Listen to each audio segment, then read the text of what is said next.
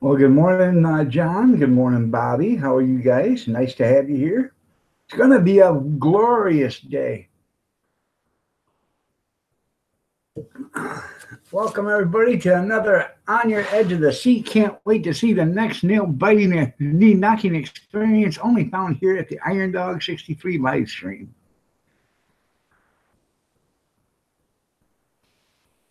Yeah, seed snuggling was funny, wasn't it? Yes, sir. Now, if it was me, I could do grapefruits, and because Um, that's what the wife tells me they look like. So, you know, and I'm not talking about I'm talking about the big pink jumbo ones or whatever. Good morning, Molly Gordon. You're looking lovely as ever. Nice to have you here. Beautiful morning. I'm going to try to keep this up as long as possible. I am absolutely dying in the throat some reason. Last week I was fighting off laryngitis, and now I got a sore throat so bad.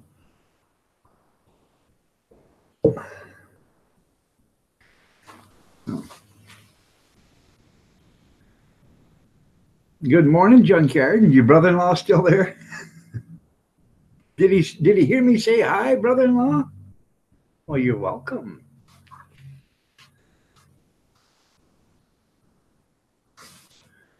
No.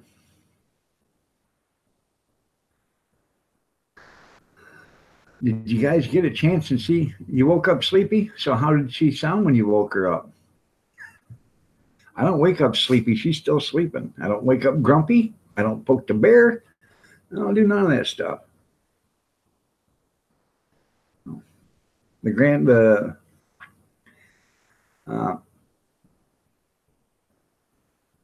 the 4 and 5 year old, they're at their mother's already because they didn't have school today, so she doesn't have to get up. So I'm not waking her up. If the 12 and the 13-year-old can't figure out how to get to school, then there's something wrong. So, or get dressed and get ready for school. So pretty bad when I got to get them, roust them out of bed, but nobody ever woke me up. I can't tell you how many times I damn near didn't get to the school bus. I think last night my wife tried to, maybe kill me with a fork. I don't know. Maybe last night I was sleeping, she put her fist down my throat.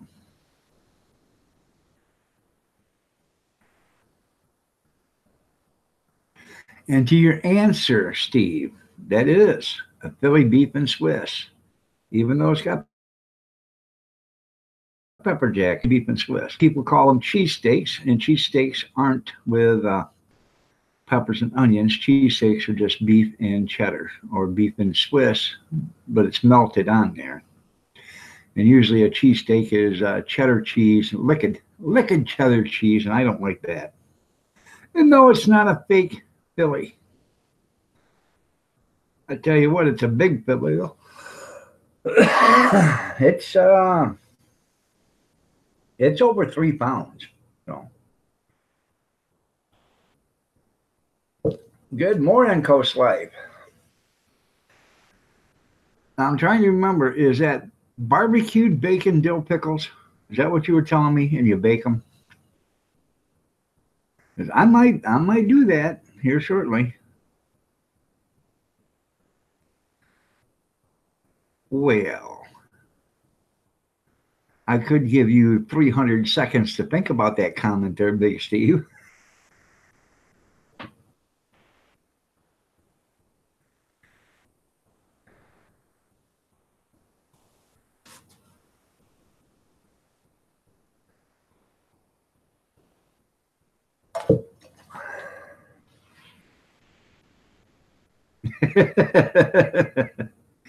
Barbecue rib. Okay, there you go. I wanted to make sure.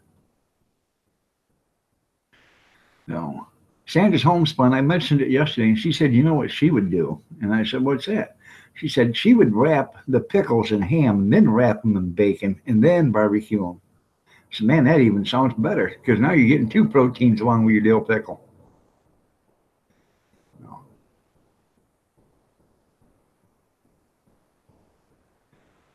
Cheese whiz and peppers. Yep.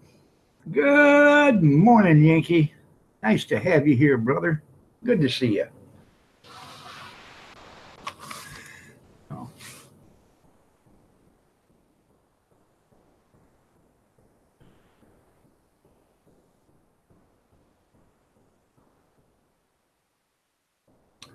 I don't know. The next sandwich I make might be a fried egg sandwich. I got 2 more loaves of that bread. I bought it. Um, I got them for 75 cents a loaf. So I picked up 3 of them. I put 2 of them in the freezer and 1 in the refrigerator. Now, when I go to use the next one, like 2 or 3 days before, I'll pull it out, put it in the refrigerator, let it thaw out, and I'll make another sandwich with it. And it wasn't made in Philadelphia. Oh, boy. Neither is there cream cheese, but I ain't saying nothing.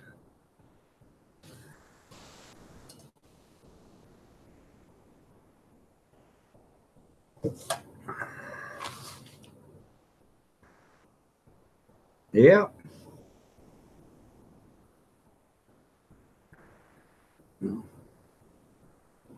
You hungry now? There you go. I'm going to do, roughly, I'm going to cook about 15 pounds of chicken legs today. So, I bought a bunch of chicken legs yesterday at Aldi's. Um, they were like 348, 352, 356 or something like that. And then as we was walking down the aisle, this woman was putting $2 off stickers on them. Well, when you take $2 off and $3.50, that's $1.50 for a bunch of chicken legs. So there's only 3 packages there, so I took all 3 of them. And I'm gonna I'll put them in a big pot, boil them for, I don't know, I'll put them in a pot of water, wait till they come up to a boil them for about 20 minutes or so. Take them out, let them drain, and then I will put them in. I bought 2 oil pans at the Dollar Tree because I ain't doing pans with barbecue sauce. I hate doing that.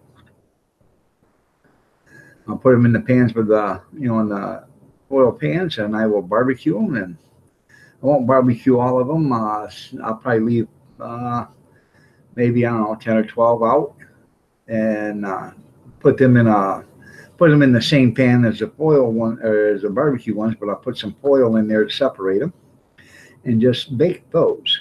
Because I like baked chicken too. So. And we're never going to eat it all today, but there'll be chicken wings in a bowl in the refrigerator. And when you want, or chicken legs, and when you want something to snack on, you reach in there, grab a couple chicken legs, and you got a snack.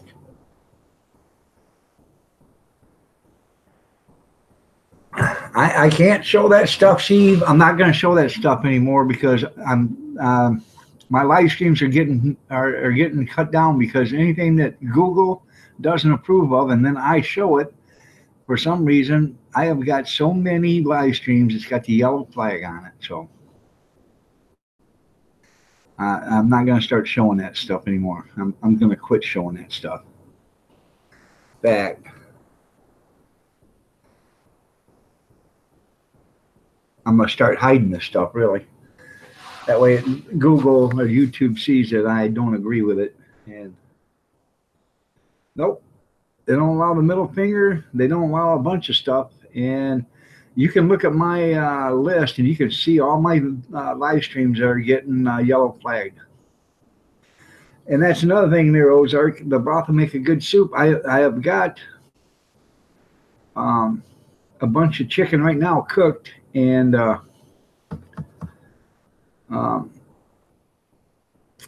I'm going to make chicken soup this weekend because the grandkids are all going to be gone, so they're not going to be underneath my feet. And I'm going to can it. So I will do a video on the bacon barbecue pickles there, Coast Life, and I will give you the props that it deserves. I don't know when it's going to be. It'll be here in the near future, within the next month. But I just wanted to make sure it was barbecue pickles. So. Barbecue bacon pickles. I know they do. So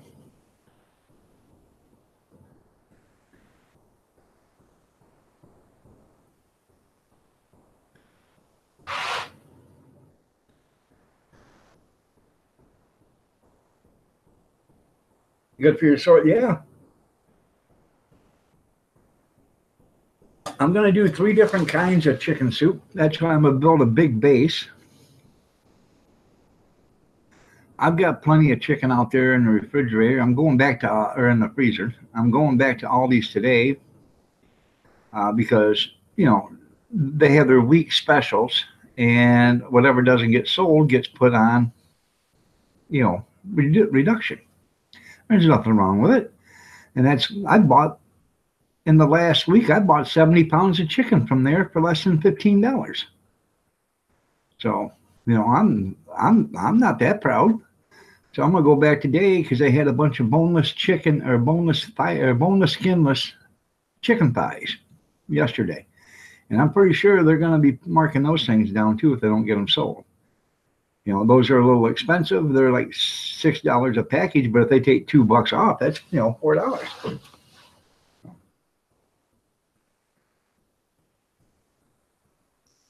They might. So YouTube is getting tough to manage. And it's, you know, it's not that I mind it, because I don't. But when, you know, it's starting to take stuff away from me, you know, then that's when I start to mind it. And here, I can show you guys. Let me get it set up, and I will show you what they're doing. So, it's, you know, I'm not gonna BS you or anything. And it's not my videos that are getting it. It's the live streams. So the only thing I can think of, it's got to be the comments. No.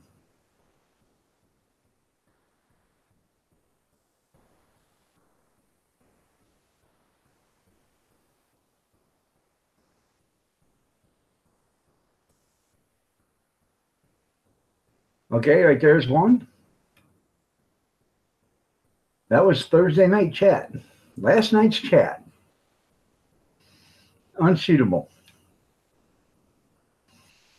Thursday morning's chat. You notice the ice storm didn't get one. The wake up Wednesday, that didn't get one. Trying Tuesday. Snack chat Sunday night.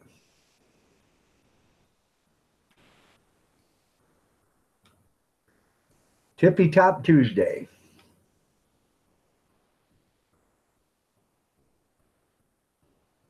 Toilet bowl Sunday. Hey guys, well, that's not, you know, that doesn't, it does affect me because, right, you know, because it keeps on going. You know, that's 113 views. If I got paid on the, you know, the commercials for 113 people, then, you know, it's not that much. It's 10 or 15 cents, but 10 or 15 cents every day, you know, every time. That's a lot of money after a while. And it just, yeah, I can go back 50, 60 videos, you know, I can go back to, you know, back to where I got 300, just only 300 videos on here, and I get a bunch of them. So, but that's the reason why I'm not allowing those comments no more. No. You got some for 49 cents, some chicken? That's pretty cool. Lee, good morning. You're looking lovely as ever. Nice to have you here. It's been a while. Everybody say hi to Lee.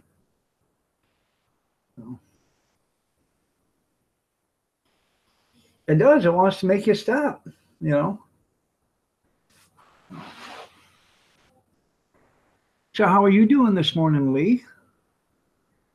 It's a pleasure to have you. I'm excited to have you here.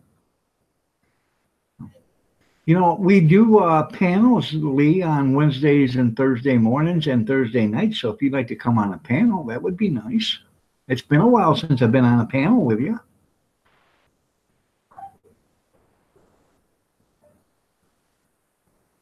That's what I'm going to have to end up doing.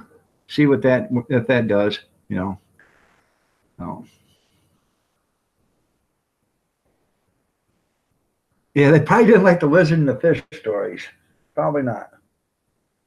Or the the bra snuggling.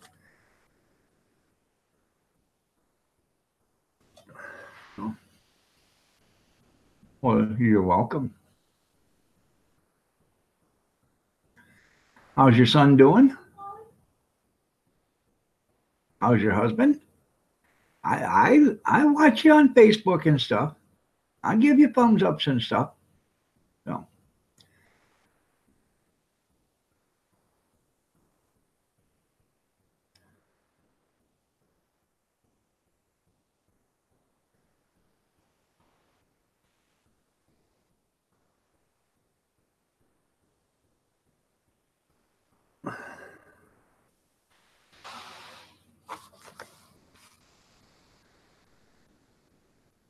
well, on the older ones, anything's over a week and a half or 2 weeks, it probably isn't worth changing the title for because nobody's gonna go back and watch a live stream from 2 or 3 weeks ago.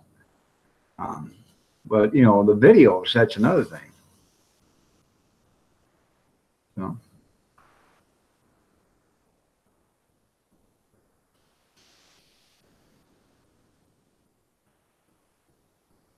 and I was playing around with Movie Maker yesterday, and I figured out how to do some stuff. That's pretty cool. Figured out how to speed up a video. So, you know, and I should have done that to the Philly beef and Swiss, but I didn't know how to do it until after that. I'd already edited that one, but now I know because that one was almost 15 minutes. I had to cut a bunch of stuff out of it to get it down to 7 minutes. I'm glad they're doing good.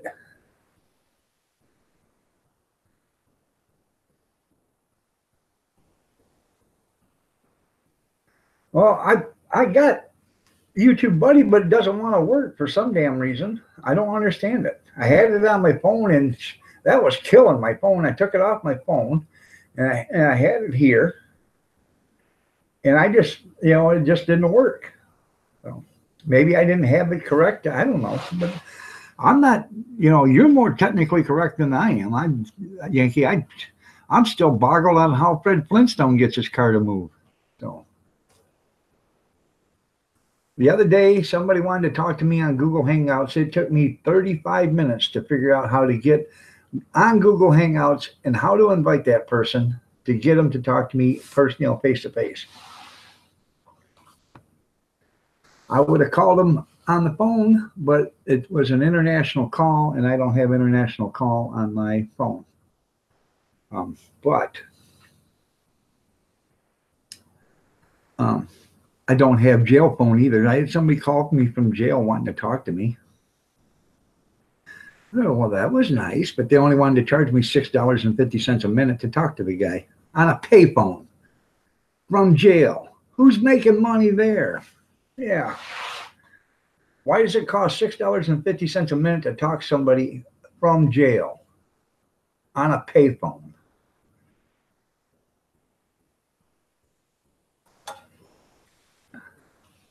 Maybe the guy had something he wanted to say.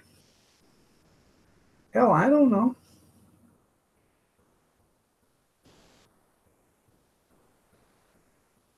Yeah, smoke signals would have been faster. That's right. Yeah. You're absolutely right. Oh.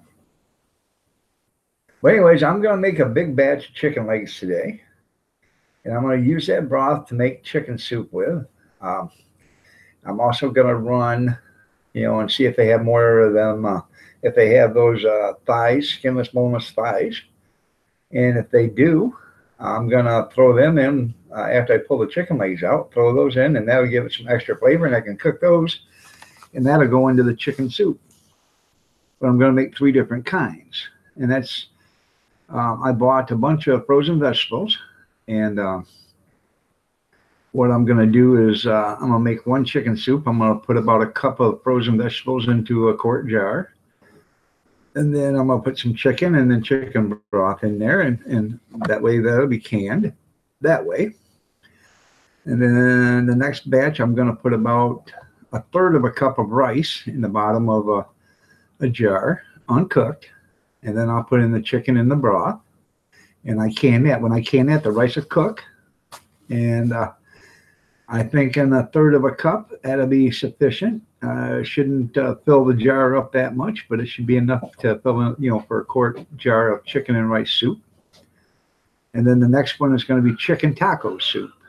So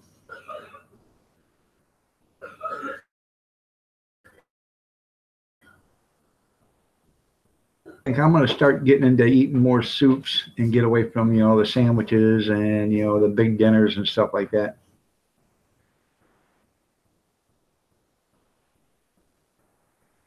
There probably isn't one in Maine. Brandon, how are you doing? Nice to have you here. Good to see you, brother.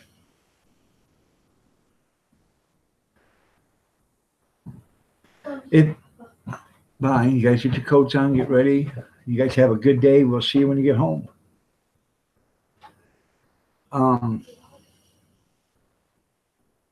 Yeah, yum yum, give me some. That's right. And I got to start eating a lot more healthier than what I'm eating. Because I had 2 hamburger patties yesterday with beef gravy on it. That was my dinner, and I shouldn't, but we got home late, and that was at 7:15. And I had to do a live stream at 8, so I didn't. And they were already cooked, so that's what I had yesterday for dinner. Well, thank you, Lee, and it was a pleasure having you here. Everybody, if you don't know who Lee is, check out her channel. She's very lovely, a nice woman, has some great videos.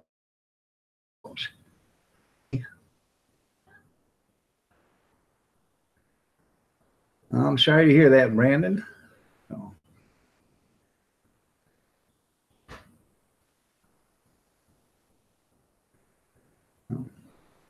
Exploring Ginger, how are you doing? Nice to have you here. Good to see you. You're looking lovely as ever. Good morning, Gene. Did you see my Philly beef and Swiss and pepper jack sandwich?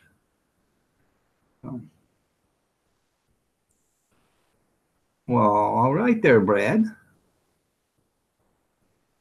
Well, I'm glad you're doing better now. But anyways, that's what I'm going to do this weekend. Heart attack on a plate is what Dad said. That's right. But what a way to die. Yeah. So, and I figured it out. We have stuff in the refrigerator, and after a while, you throw it out because it's been there so long. And if I could have all the money back that I throwed out of bad, food that went bad in the refrigerator because nobody finished eating it, I'd be a millionaire probably. So I'm going to start canning this stuff after 3 or 4 days in the refrigerator. If nobody's going to finish it, if I can can it, I'll can it. So I've got to do this when Mama's not around. But I've got 10 packages of bratwurst out there. I got to bring them in, and I'm gonna put they're all bratwurst. So what I'm going to do is I'm going to put them in a jar, and they're not cooked, but I'm going to put them in a jar, and I'm going to I don't know, maybe a cup of water in it, because I know they're going to make their own broth, but I don't think they're going to make enough to completely cover them. And something just gives me the heebie-jeebies when you see something that's not almost fully covered in the jar, when it's canned. So I'm going to put about a cup, maybe a cup and a half of water in there, because they're not going to overflow. It'll just build enough juice. The juice will stay in the sausage or whatever. But and then I'm going to put some Italian seasoning in it. That way it reinforces the Italian seasoning in the sausages. Now they will completely cook in the canner. So when you get them out, all you got to do is you can eat them like that, or you just pop them on a frying pan and brown them up. Give them some grill marks or whatever, because that's what's more pleasing to the eye. And then it's done.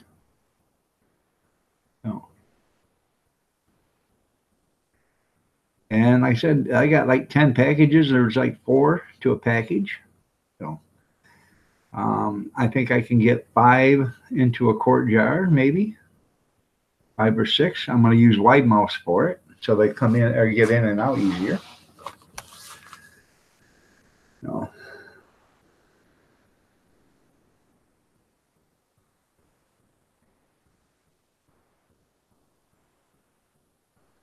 And I always buy them when I go to the store and they're reduced. Um, they're homemade sausages from the store. 99% of them are. And they usually get, they sell them in the 4-pack, and they usually sell them for $1.25 a piece in a 4-pack, so it's $5. I usually get them for anywhere between 75 cents a piece and $1 a piece. So anywhere between $3.50, I believe, and somewhere around there, $3.25 and $4, somewhere around there, $3 and $4. So.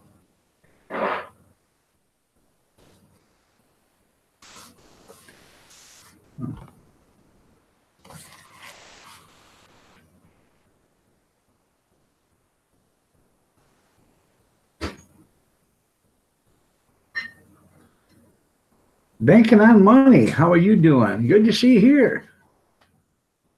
Hi, Mrs. Bankin. You're looking ravishing this morning. I love the pajamas.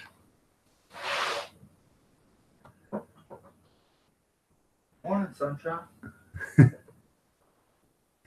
She's probably not up. Huh? Who? Good morning, sunshine. Oh, good morning. You're home early. A little bit. Why is that? I got out got in front of the line to Huh? leave. Huh. So I was one of the first ones to punch out, and then the guy I rode home with. Huh, good. Guy I normally ride home with didn't come to work tonight. Huh.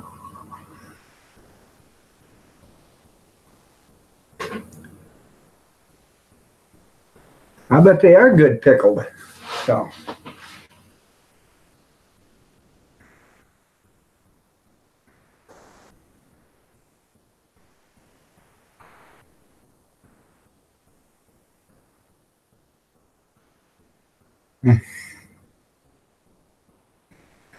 Well, they're all good looking. I mean, they're all lovely as ever. They're Bankin. So.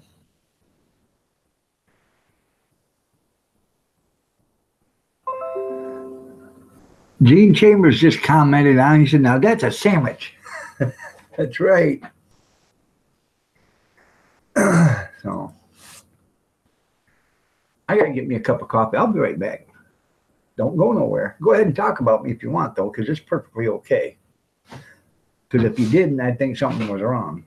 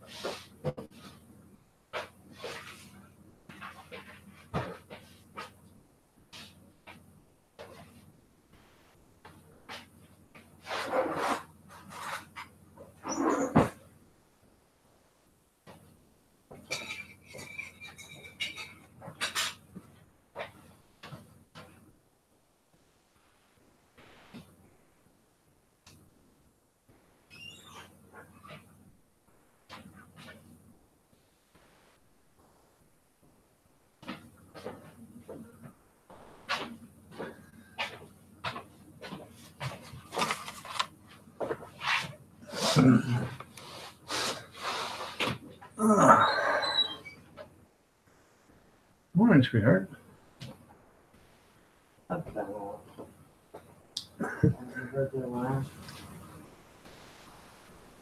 Huh? Haven't you heard the alarm? Yeah, I heard you.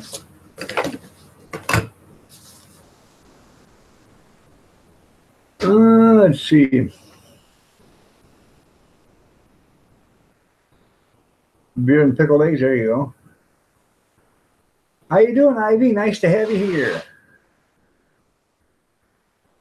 That's pretty good for breakfast.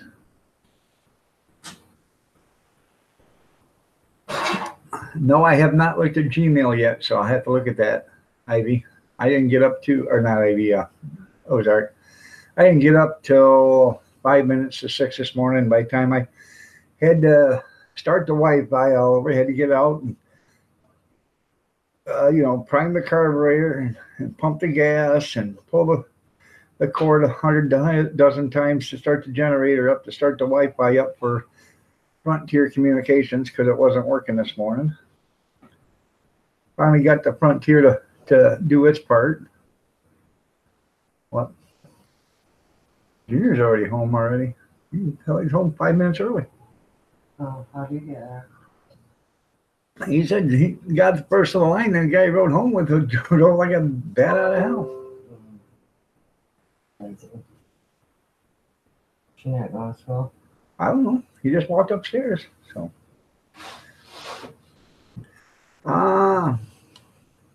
Cab 7 just went live. Is there someone that has it worse than you? I must have forgot to feed the hamster this morning there, Bankin. You know how Frontier Communications is. So, Carolyn Small? Snail, excuse me. Carolyn Snail. How are you doing this morning? You're looking lovely as ever. I'm laying down until 7:30. Go ahead. Make sure I'm up. All right.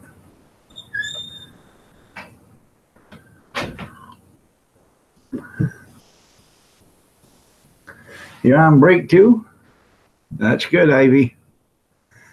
Welcome back, Brad.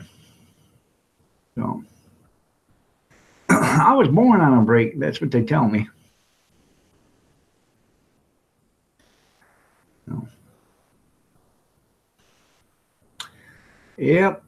When I was born, the doctor said, "Hey, don't get up. You got another one coming." Oh, really?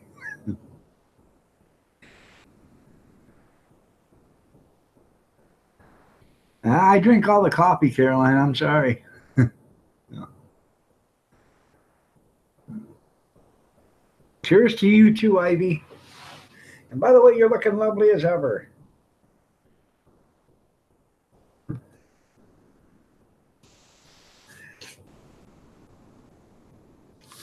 I have merino sugar, which is all natural organic sugar. I found it at the Dollar Tree. And then I've seen it. It's $1 for a 2-pound package at the Dollar Tree. So it's $2 for 4 pounds.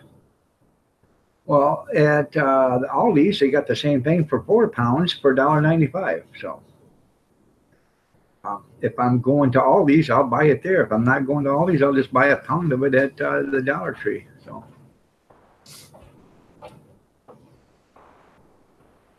How many brothers and sisters? I had 7 brothers and sisters. My oldest brother was killed when I was 16 years old on a motorcycle. I got a sister that is 61, a sister that's 58, one that's 57, my twin brother and me. I got a sister that is 46, and then a brother that is 39. Maybe he's 40. No. Yeah, he's 41. Yeah, 40. He'll be 41 here in a couple of weeks. So.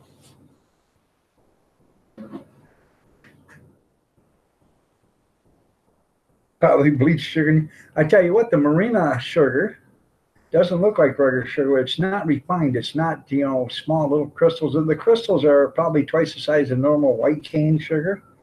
And it's got a brown tint to it. But I like it. I'm going to start buying that for my sugar. I'll buy white sugar for everything else, but I can't tell the difference. I think it's a better sugar and it's a lot better for you.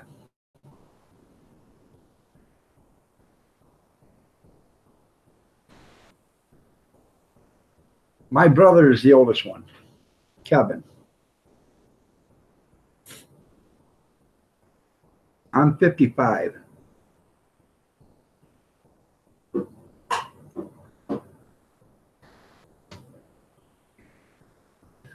I want to get one of them.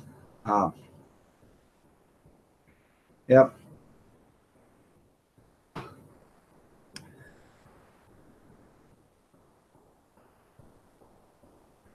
Right. You can't shop at Aldi's for everything unless you don't have a wide range of stuff you're looking for. But you can go to Aldi's and you don't look a day over 39, Caroline. So, but you can go to Aldi's and, you can buy practically everything you need there. They don't carry pumpkin pie mix. They don't carry sweet potatoes unless you buy them in, in the bag. I mean, as far as canned sweet potatoes, they don't carry that kind of stuff. So, yeah, 55 decade.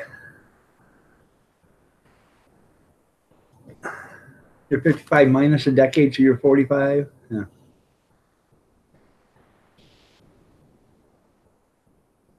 Their organic stuff is too limited, but they got,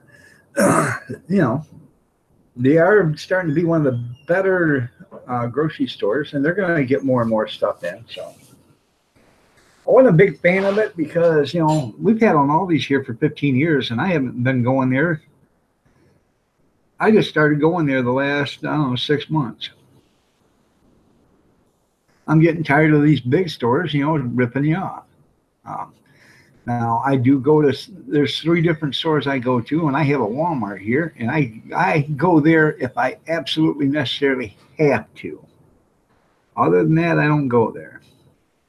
And the only reason why I go there is to buy, if I need sausages for the hot dog cart and I don't want to run down to Toledo to buy a box of them, I'll go to Walmart and I'll buy a couple of packages of sausages that they have there. And the only reason why I buy them there is because everybody else sells them, but Walmart sells them for $2 less a package. So I save $2, save $4 when I go there and I buy 2 packages of them. Sandra says, "Dog, if you're ever in Kentucky, feel free to drop in and cook for me." Okay, Sandra, I will.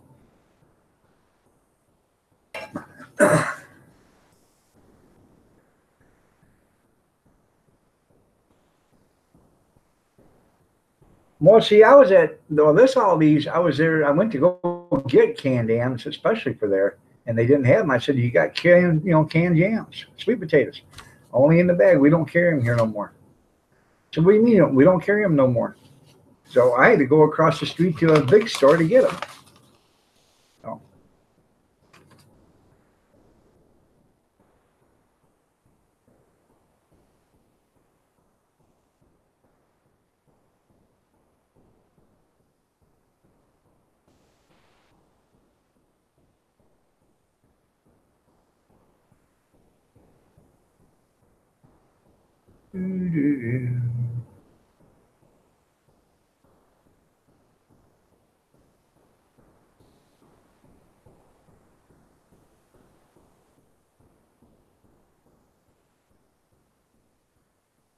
Huh.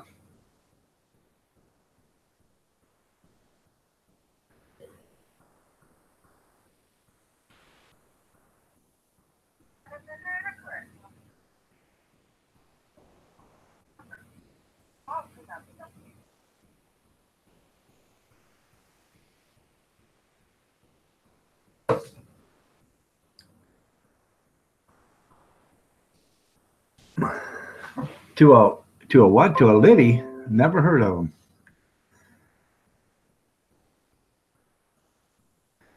Lidl.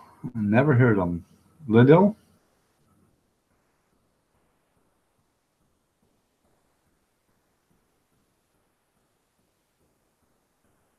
There you go. That's pretty good there, Ozart.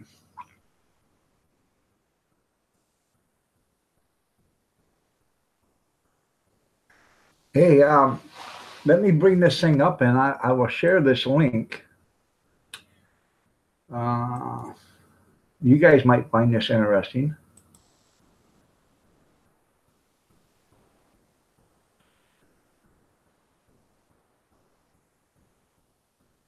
I just found it the other day.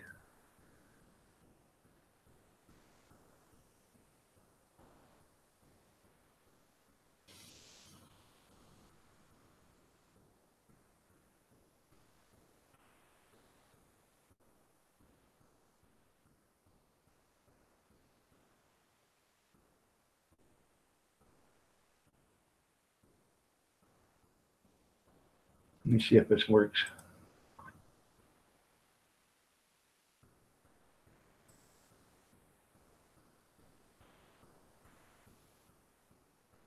Anyways, that's just type that into your search engine. You don't need the hash marks or that first one, just brandless.com. Just type that in. And they have all sorts of organic stuff there. It's you know, if you buy more than $39, it's free shipping.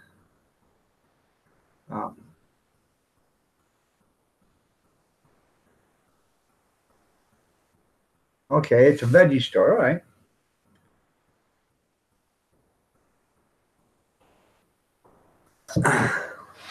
Well, that's pretty good then, because they don't have them here. The kind of hot dogs I serve on the cart are from Gordon Food Service. They're all beef, 100% all beef, 8-to-1s. 8-to-1s means there's 8 hot dogs to a pound. So each hot dog weighs 2 ounces. You can get 4-to-1s, which are 4-ounce hot dogs. You can get 5-to-1s, which are 3.33-ounce hot dogs. You can get 2-to-1s, which are 8-ounce hot dogs, but you got to order those. You can order, and you can order split-longs too, 1-to-1s from Gordon Food Service, which are 1-pound hot dogs. And they're foot-long, 1-pound hot dogs, and they sell for, I think you get, I think they're like $2. I think they're $2 a piece, or $2.25 a piece. So. All right, there, Brad. Yep. And I tell you what, Caroline, you can go there to their refrigerated section, okay? And they have their all beef hot dogs, 40 in a package. And people say, oh, 40 hot dogs is a lot. You buy them, you can buy them anywhere between $11.50 and $15, depends on if they're on sale or whatever. And I go in, when I buy them, I look at the fresh hot dogs. And on the top of it, it'll say, use or freeze by this date. And that's what I do, is I buy them, and I try to buy them to where they got almost a 2-month date on them. So I can put them in my refrigerator for the hot dog cart. And then if I don't use them, when I buy that, because I buy them in bulk. If I do not use them, then I will throw those up in the freezer. And then the next time I go down there, I will buy some more. But when I have another event, I will take the ones out of the freezer a couple of days before the event, let them thaw out, and those will be the first ones I use.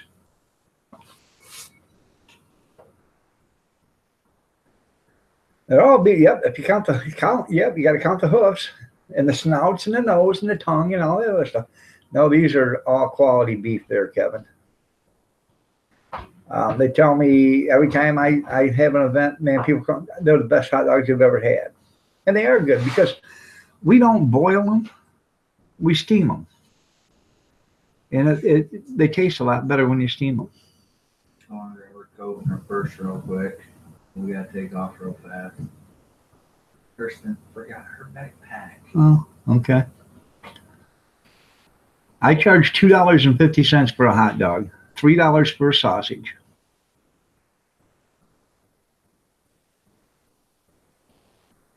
Yep, that would be nice. But I like the shopping experience, so I wouldn't do that, you know. And by the way, thanks for saying that, Benkin, because there is going to be a video about that coming up shortly. Gene sent me a couple photos. I have to check them out real quick. They might be something important.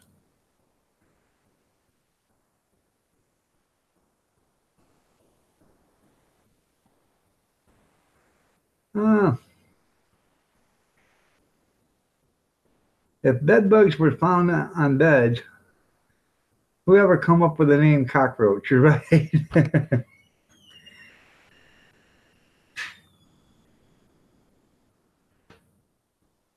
Being able to respond with sarcasm within seconds of a stupid question is a sign of a healthy brain.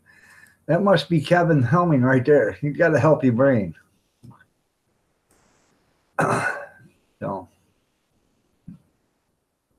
where's the beef? That's right.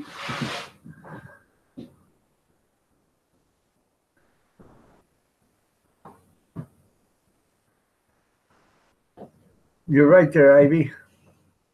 I know. Gotta go back. Yeah.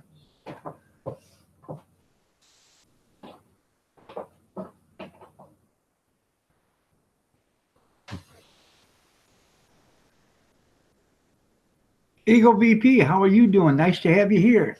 Good to see you, brother. Yellow flag dog, that's right.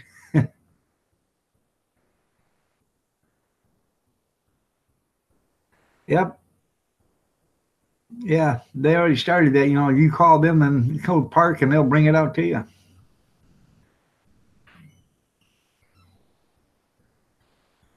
Your brain isn't healthy, it's dark and twisted.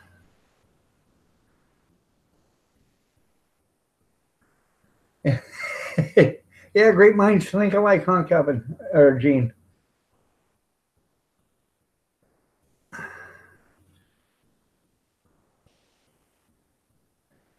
Oh.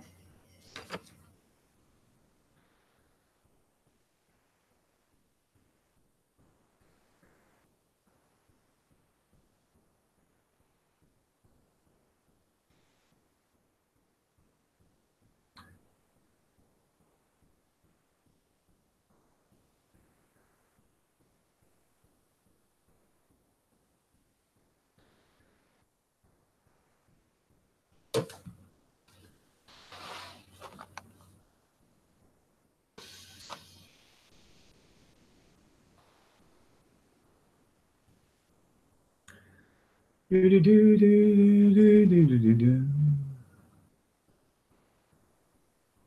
they got websites in Holland, but different for Germany. And okay. I like the shopping experience. It gets me out, lets me do some exercise. I get to look around. I get to see what I want to buy, not what somebody else has picked over. So, but there is going to be a video about that.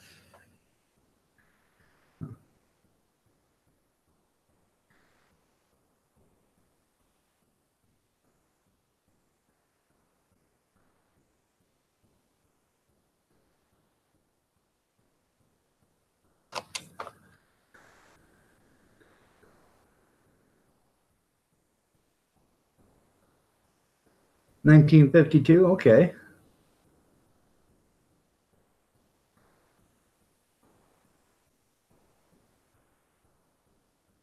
Welcome back, Brad.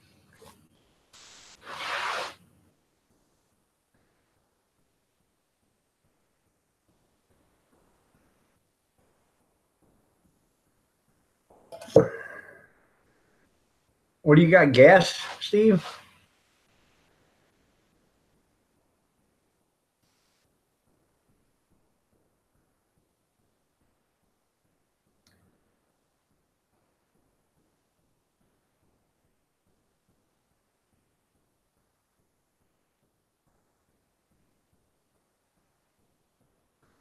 Well, hopefully I'll be gone before all that all happens. You're welcome. You're welcome, Brad. Should be. That's right. That's the thing about it. If you have somebody else doing your shopping and you specifically order something and they don't have it, you, if you were walking around that store and they didn't have the specific brand that you wanted, you would grab another brand. Them, they're not. So if you're making something and you tell them you wanted Hunt's tomatoes and they didn't have any, and they had Rotello, they're not going to pick up the Rotello. So you're screwed. You're going to have to go to the store or order again because they're not going to pick them up for you.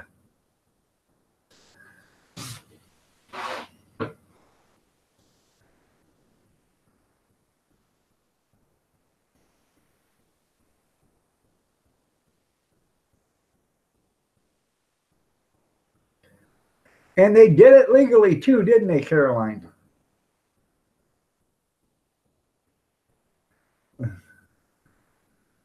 That'll affect the CPU unit in your head. That's right.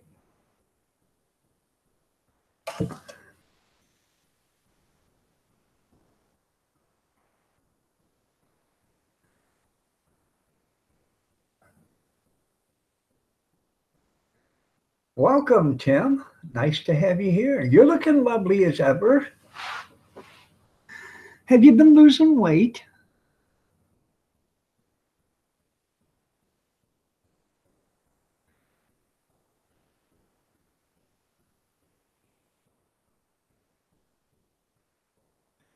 Oh, okay. I don't know anything about that, but yeah, you don't get to choose. That's why I'd never do it. Yeah. They can't completely shut it all down and just make it online shopping. People ain't going to do that.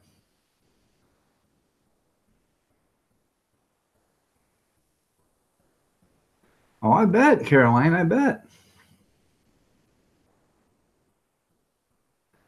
You know, now, yeah, because if you don't tell them it's okay to get something different, and say you're making chili, okay, and you want chili beans, you want ground beef, you want chili powder, you want onions, you want tomato juice, and you want tomatoes, and you give them Hunt's tomatoes, Hunt's tomato sauce, and they go there and they don't have no Hunt's tomato sauce or Hunt's tomato, so they bring you, 3 cans of beans, some ground beef, and some chili powder. What are you going to make with that?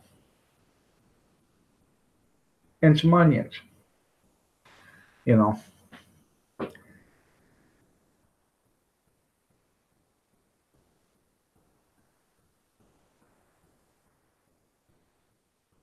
Yeah, there you go, Kevin.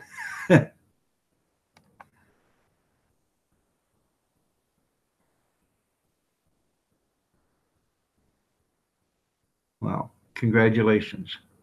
I know I miss my mom and dad too. My dad died November 30th of 2004. My mom died July 25th, 2005. 8 months later.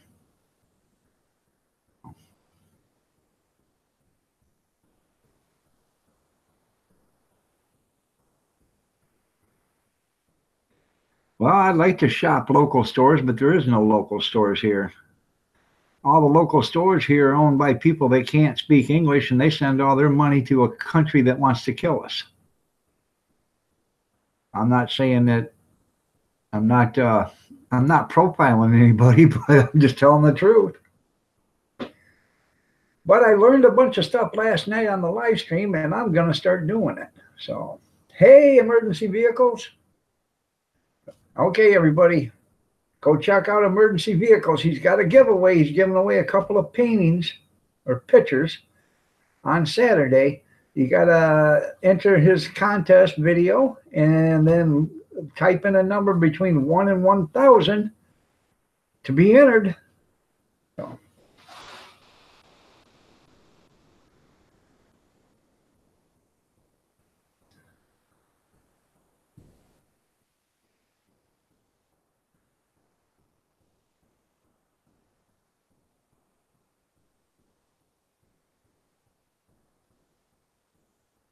Does Mennonite render Superman help us?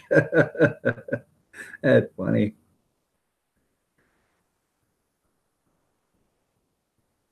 I'm sorry to hear that, Caroline.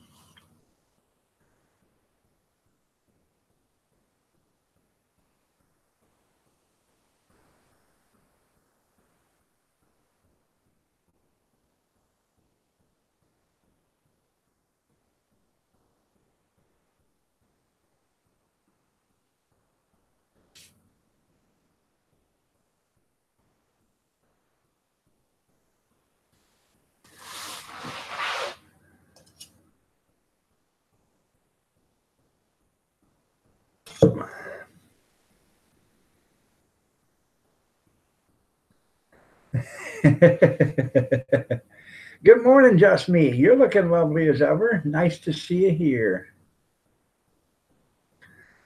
Moon over Parma.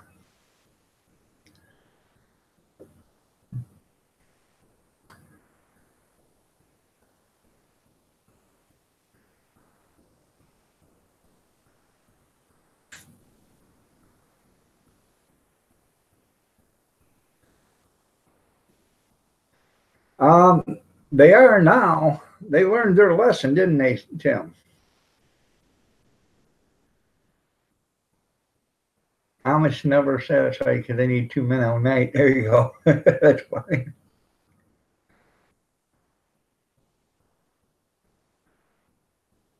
What do I normally buy at the dollar store?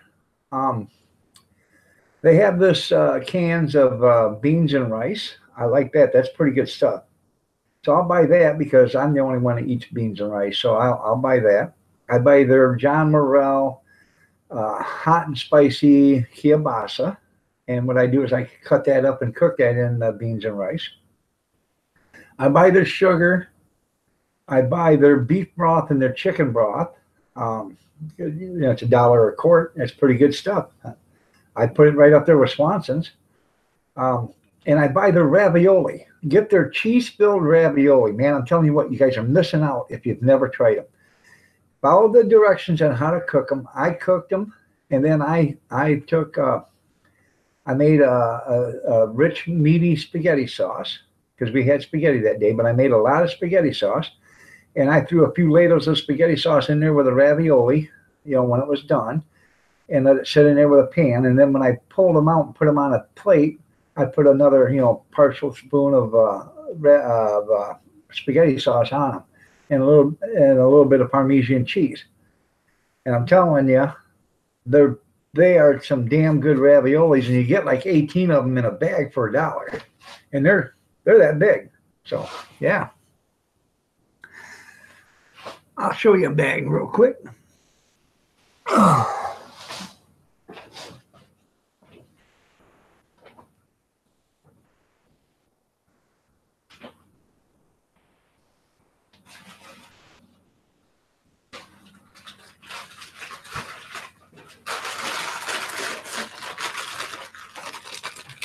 I don't know if you can see that. Look how big they are. See?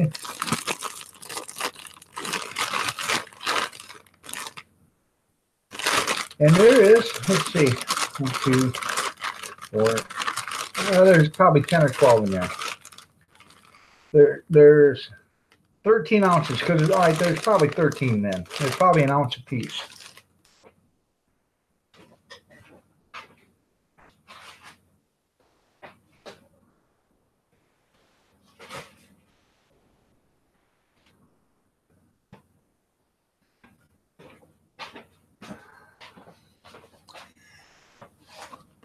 I'll be right back. I gotta go wake up Mama. She told me to wake her up at 7:30.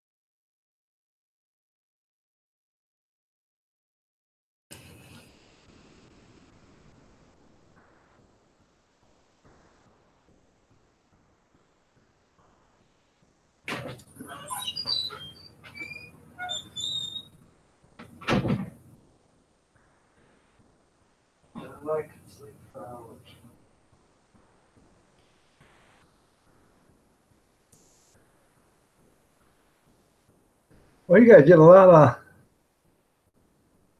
of typing.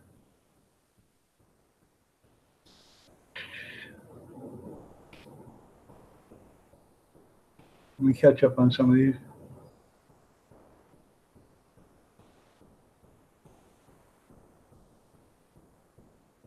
You're right, that John Morrell it's pretty good sausage. Not the best, but it's pretty good. I just buy it so I cut it up and put it in with the rice and beans and stuff.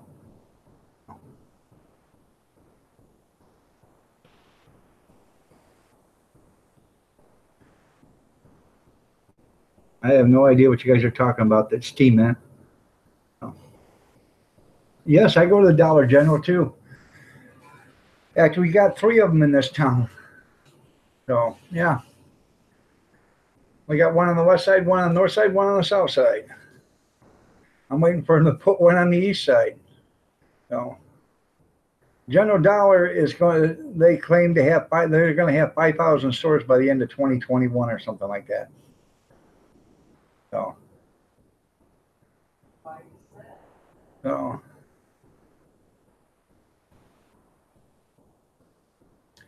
In fact, no, I've never. Oh yeah, the frozen patties. Yeah, I buy them all the time at Aldi's. But yesterday I bought the tube sausage at Aldi's for $1.89 or something like that. She's gonna make sausage gravy and biscuits. I buy their tube biscuits there for 99 cents at Aldi's. That's a good deal. No. What's my name? No, your granddaughter called me Donnie.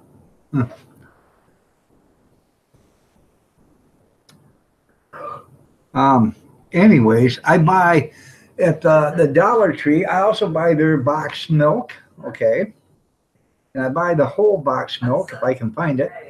And the reason why is I can put it downstairs and have it in the pantry. And so when you need milk, you have it. If you want to make macaroni and cheese or, mashed potatoes or something, and you don't have milk, you can use that for that.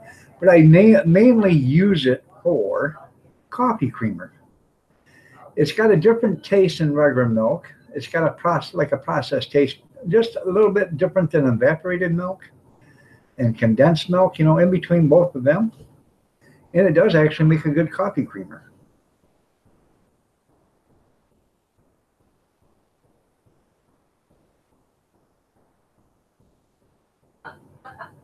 Yeah, you can. I've made sausage gravy with sausage from the Dollar Tree too. They got some pretty good sausage on there for $1. So just because it says $1 doesn't mean it's a junk product. So. And the Dollar Tree is going to start changing their prices because they got bought out. It's going to be bucking a chain. It's going to be.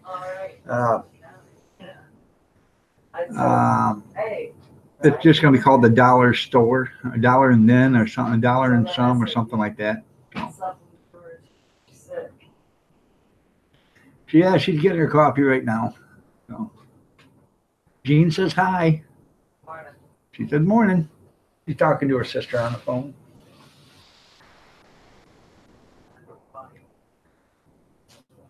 Yeah.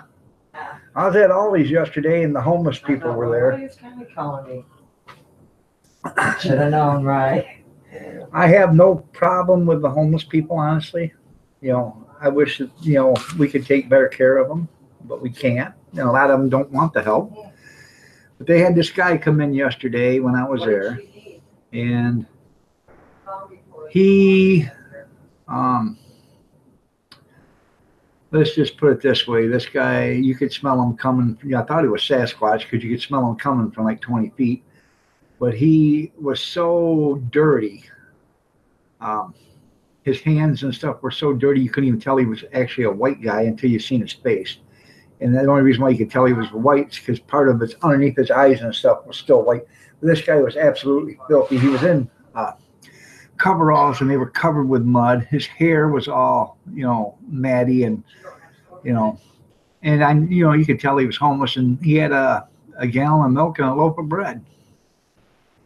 So, and he was walking walking away from the store. So there's a woods back there, and that's where they live. They live in the woods. So Yeah, a lot of the homeless refuse to help. They don't want the help, you know.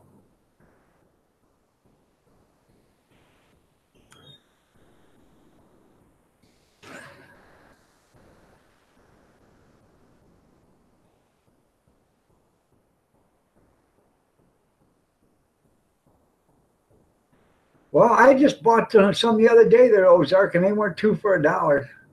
I feel cheated. Chicken tamales, I got 5 or 6 cans of them. Oh, because it is a quick meal. I like their chili. I like their chili beans. Uh,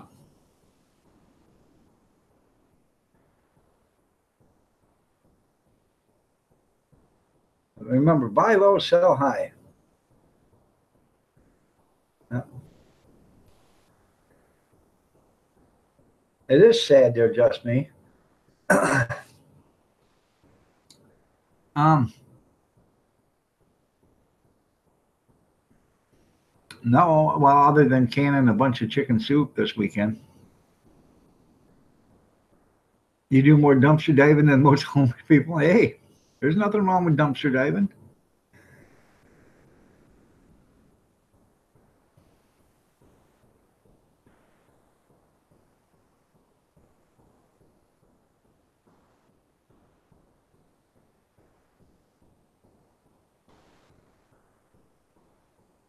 You got 12 cans that day? There you go.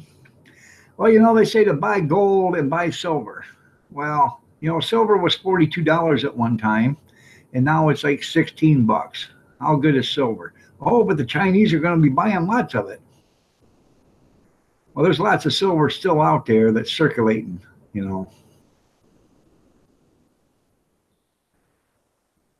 It doesn't, Dollar General probably isn't a bad stock investment. And the Dollar Tree probably isn't either because they just got bought out. So the thing would have done is if you known they were getting bought out was to buy before they got bought out. But silver is worthless. You're right. If I was going to buy it, I would. I've been seriously thinking about buying some silver, but I want to buy it, in the 1 ounce bars or half-ounce bars or whatever you get them, because you can use it to barter with or whatever if you have to. But silver, if there's no monetary value left in the system, silver isn't going to do you no good. Neither is gold because it can't buy you nothing. If you can have all the gold in the world, but if you don't have something to eat, that gold ain't worth nothing. And if you have all the gold in the world and nobody will take your gold to buy something to eat, that gold ain't worth nothing. So I figure it this way. That's why I make wine and I do all the canning and stuff like that. I can always barter for that stuff. So.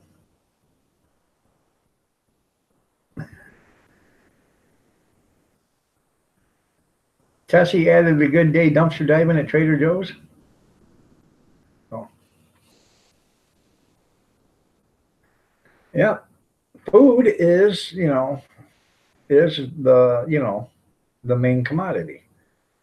People are realizing that now. You can't eat gold, you can't eat silver, you can't eat, stocks and bonds and stuff like that. So, and the way the economy, not the economy here, but the way the world's going, one day all it takes is super rich people to, get pissed off or whatever and crash the markets. And we'll be back like we were back in the 30s.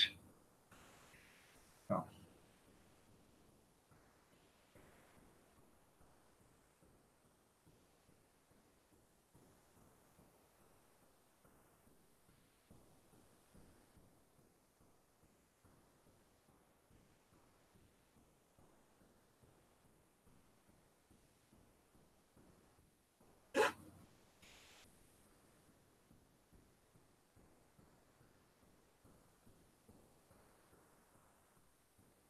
Yeah, get the physical, make sure they send it to you. Yeah, you buy it, so you have it.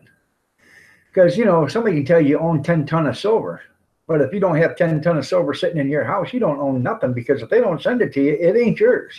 So, oh, I own 10 ton of silver. Can you send it to me? Yeah. Okay. Why don't you go screw yourself?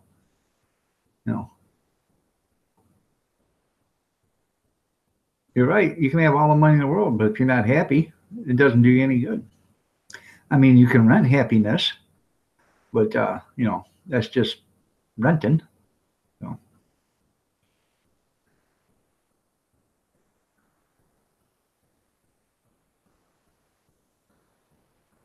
Yeah, food is always going to be the highest. When I go to the Dollar Tree, I buy coffee. Okay. And you know, you can buy their bags of coffee. I'll show it to you. Oh.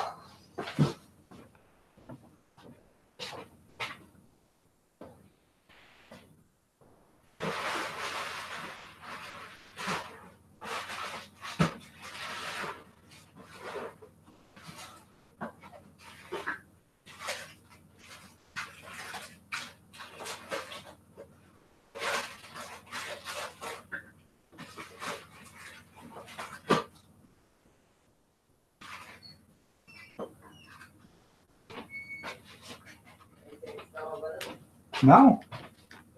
It's upstairs. She's not going to school today. Evidently not. No. Well, you know what? Morning. Yeah, Get up for that's right. Brittany. Not me. You're right. Anyways, I buy coffee like this at the Dollar Tree. Morning blend, okay? A breakfast blend. It's pretty good coffee. It'll make 40 cups. It makes more than that. That's what they claim, 40 cups, but it makes more than that. I buy that in a brick for $1. It's 8-ounce box of coffee. So, and that'll stay a long time because that's in a, you know, a vacuum sealed Mylar container. So that'll stay a long time. And I buy this instant coffee. You know, people say, oh, instant. I tell you what, if you're out of coffee, you'll drink a coffee made from instant. So, and I got I think it's a 30-quart tote right up here by the broom closet. And I probably have 25, 30 pounds of coffee in there. And it's all going to go down and sit in the pantry. And, you know, if we need coffee, we got it.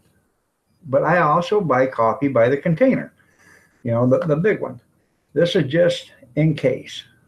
I'd rather have this down there in case we didn't have coffee, because some people without their morning coffee, you don't want to go there. Ask Gene Chambers, he'll tell you. So.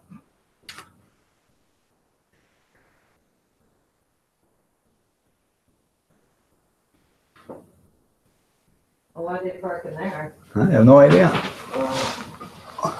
Well, illegal. Yeah, you got to take Stella to school. Oh, Time she go to school, 8 o'clock. I guess. Yeah.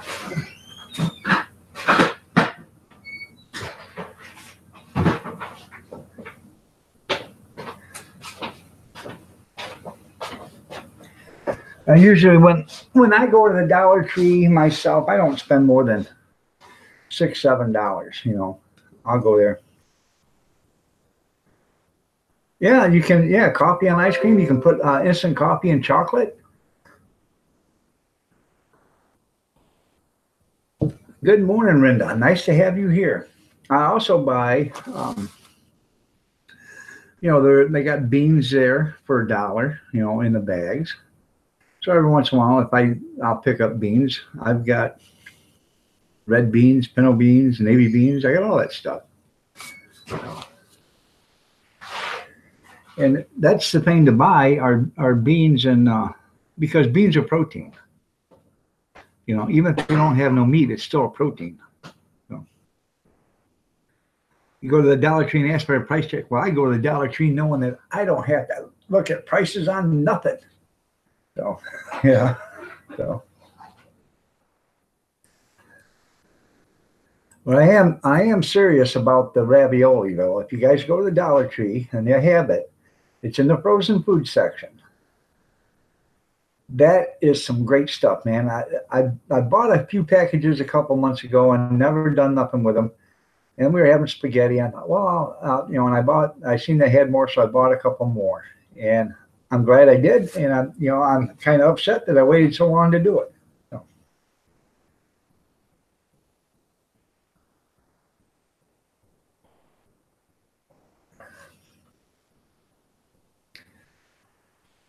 All right, there, emergency. You have yourself a great day.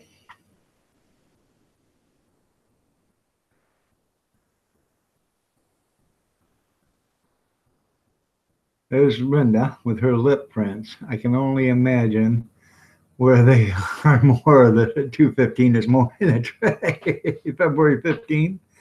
Yeah. Yep, you're right there, Grizz. No. And you can buy, you know, you can get them at the Dollar Tree. You can buy a pound for a buck, or I think they're even bigger than a pound package, you know.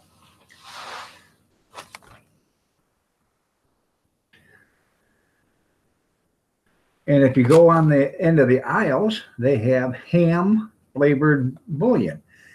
So even if you don't have ham, you can make ham flavored bouillon and soak your, you know, cook your beans in that and still have your, you know, your bean soup. You won't have the meat, but you'll have the ham flavor.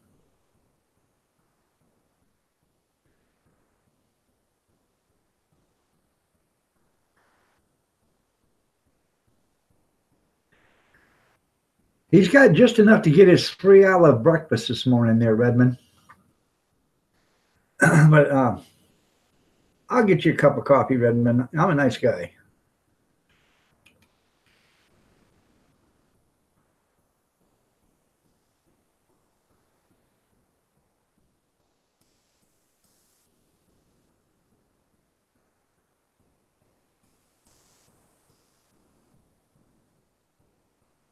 There you go.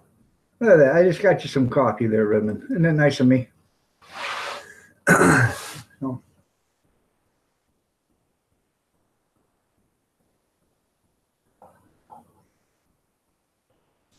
Yeah, you can buy them in bulk. Yeah, I can go to Ships and One and buy 50-pound bags of navy beans, red beans, and stuff like that for like $15 or $18. But I don't go to Ships and One that often, so might be going this weekend. I don't know. So, all right, Kevin. We'll see you later, man. Have a great day. So. See there, Redmond, you got all the coffee you need now.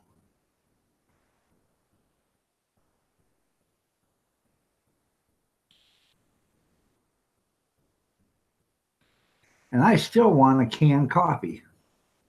I want to do that. No. People say, oh, why would you want a canned coffee? Well,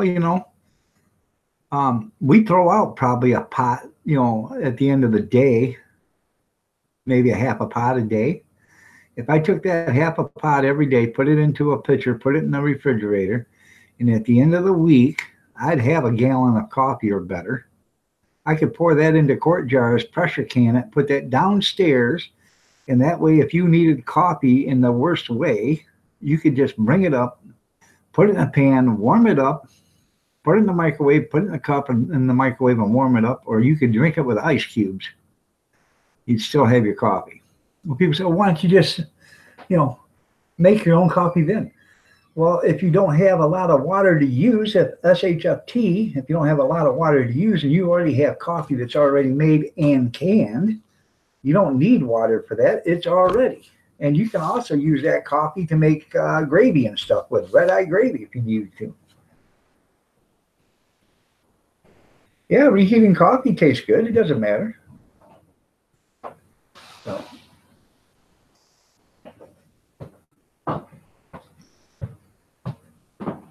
It ain't like you're going to burn it.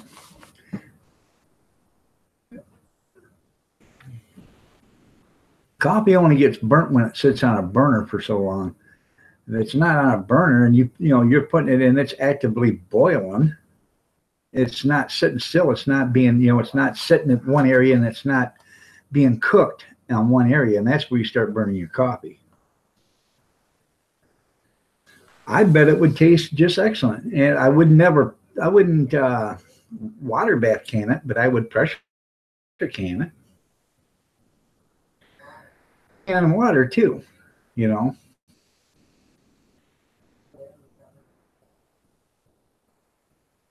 Yeah, make a frappuccino. You're right. And there you go with a boxed milk downstairs. You know, it ain't heavy cream, but you know, you can make yourself a nice coffee. And they you can buy canned coffee all the time. They got it in jars sitting on shelves.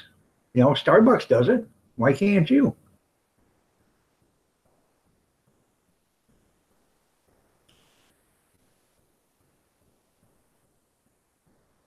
You're right. You can oven can. You put the beans in the oven or in a jar in an oven. You put them in there for what, like 200 degrees or 215 or something like that for a couple hours. Bring them out, put the lid on them, and they'll can.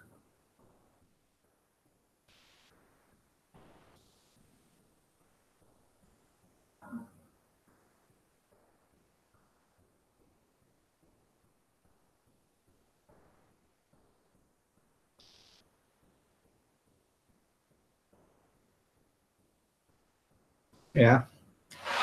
Well, we, on the average here, make about 10 to 12 pots a day. On the average. This is already the third pot this morning since 6 o'clock. And it ain't even 8. So it's not, we're already on the third pot. So.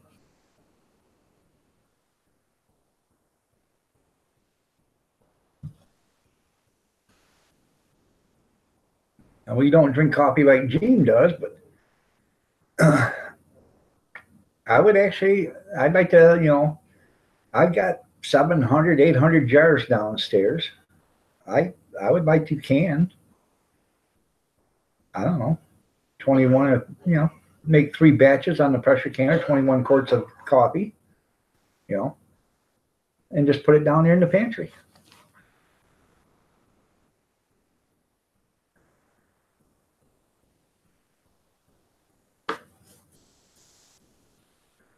Kathy drinks a lot of coffee.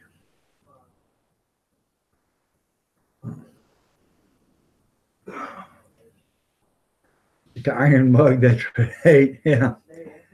No.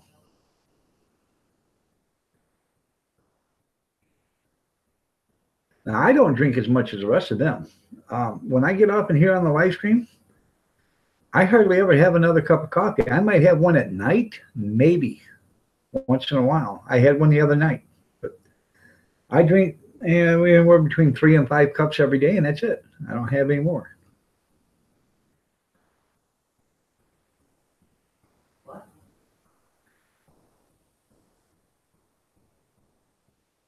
Oh, that's pretty cool, Caroline. The deer there, that's good. I am going to get to come over and photograph them with my long-range photography equipment, ain't I, this summer or this fall? Don't worry about the noise it makes when I click the button to take the picture. That's just, for some reason, it likes to backfire like that. But Friday night is our Saturday. yeah, it keeps people alive. That's what it does. I love venison too.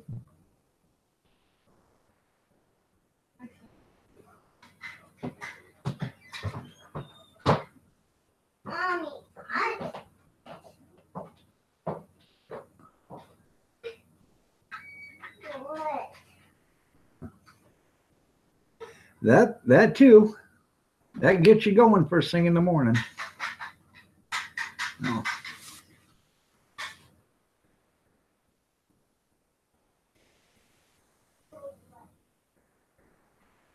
Never used to bother me until I got over 50. Now it does.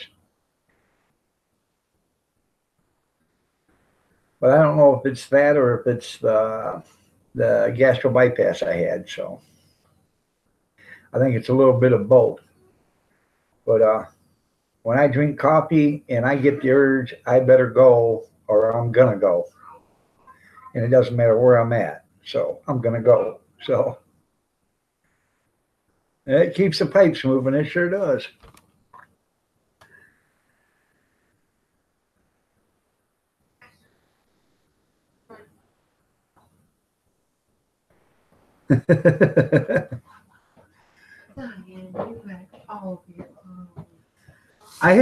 I still have my stomach. It's just, it was cut into two pieces and then sewed back together. So now I have two stomachs. I have plumbing going between one to the other. And my food goes into the first stomach. And then it starts to go through the small intestine into the second stomach. And when it goes into that small intestine, it starts to metabolize there. It goes into the second stomach.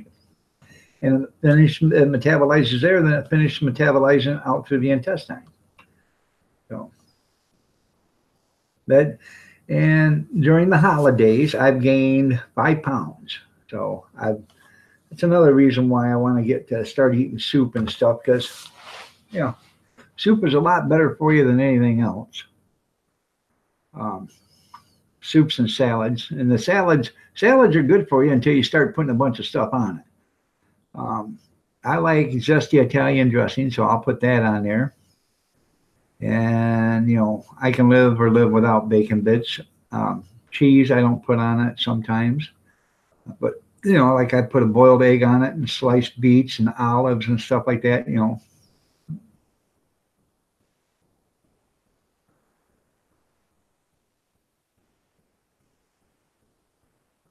No, what it does is it metabolizes your system faster. So when it metabolizes your food faster, it makes you, you know, anything that metabolizes in your body faster helps you lose weight faster.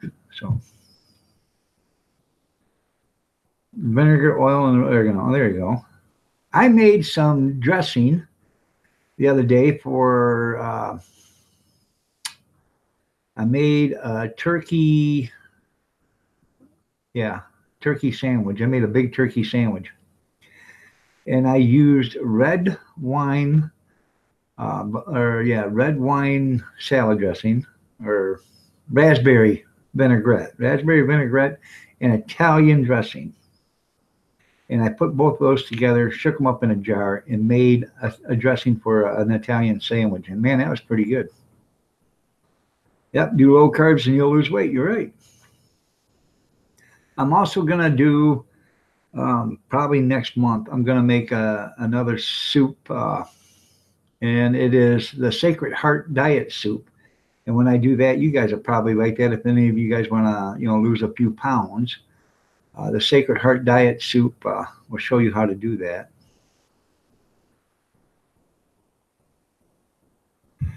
Nothing but snow. Yeah, I know it's bad in Idaho.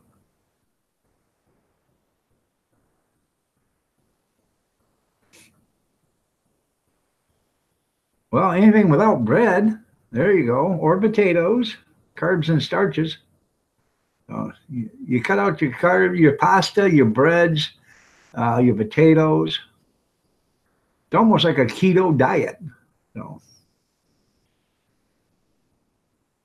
well, that's what this Sacred Heart Diet soup is, but it doesn't have any cabbage in it.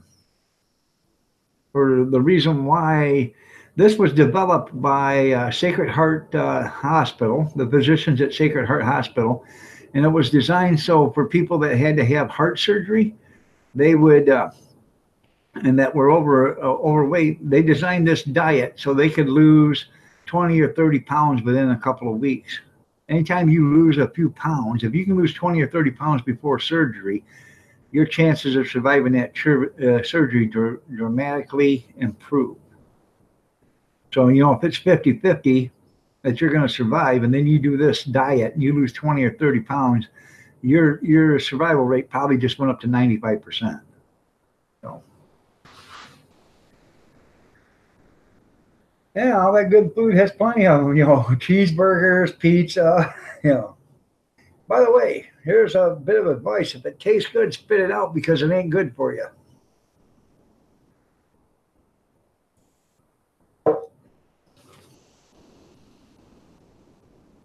FFP, good morning, Howie.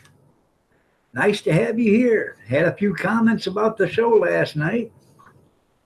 You and your seed smuggling. That was funny. Yeah. Oh.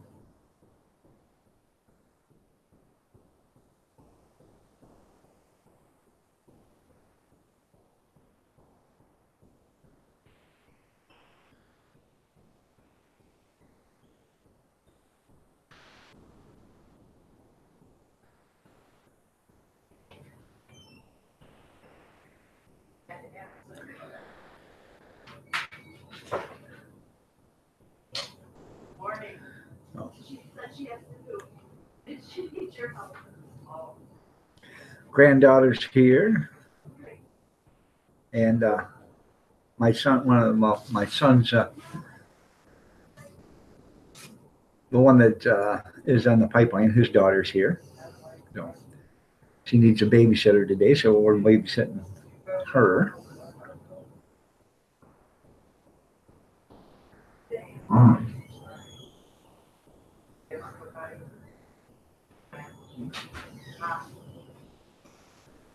Hey, come here, Naya. Come here. Come here. Want to say hi? Come here. Come here. Say hi to people. They can't. They can't. You can see them, but they can't see you. Can. They can see you, but you can't see them. Look at yourself. Come here. Come see Nobody's yourself. down there. See, look. Come here. Say hi. No, why not? Can everybody say hi to Naya? Okay. You're done with that. She's done with that, all right.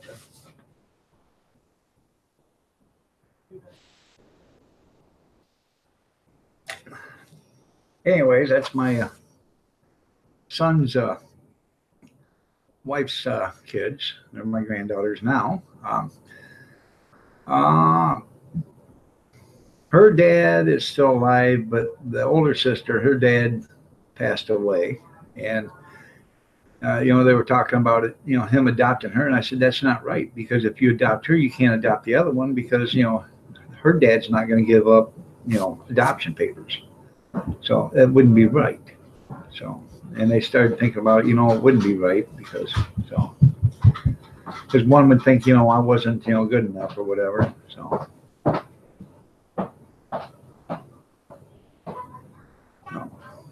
And she is 4. She is, Harley's the youngest one, and she's just a little bit older than Harley. She's a couple weeks older than Harley. So.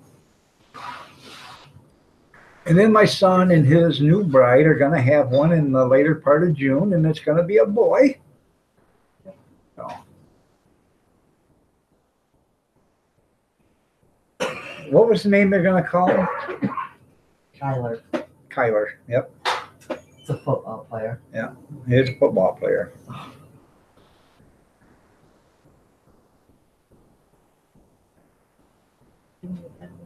Okay.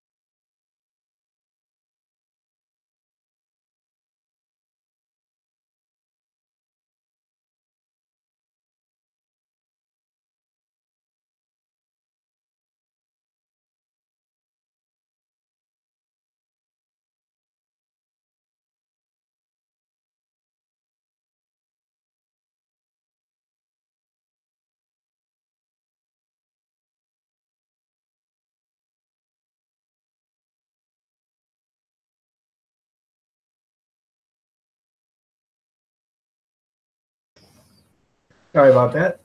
So.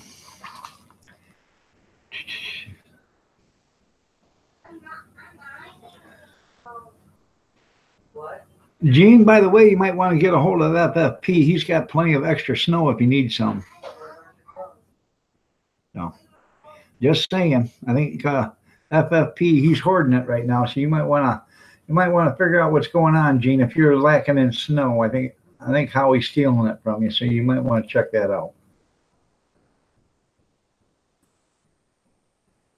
No. Well, you gotta get your clothes on here. It was 40 degrees here yesterday. Most of the snow is already melting again. It's supposed to be only 29 today. Oh. What?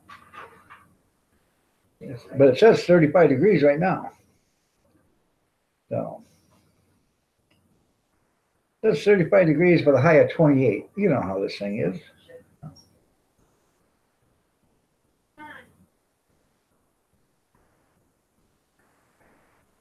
Oh, now it's 31. I just updated it. 31 degrees with a 72% chance of humidity today. Tomorrow, partly sunny with a high of 29. So. Well, hi, Marie. How are you doing? You're looking lovely as ever. Nice to have you here. You sure you couldn't use some more, Gene? I'm sure Food FFP will send you some. He'll box it up, put it in the box, put a label on it, and send it your way. Jar it up, Howie, and send it to him.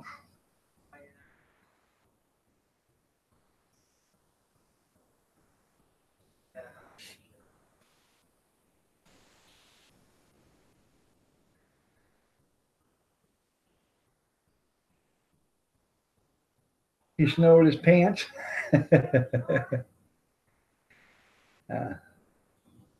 No, I did not hear about that, Grizz.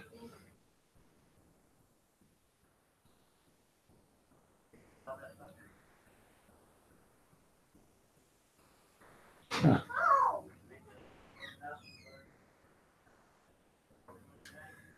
Well, I'm too early. I'm too young to remember the commercials back in the 60s.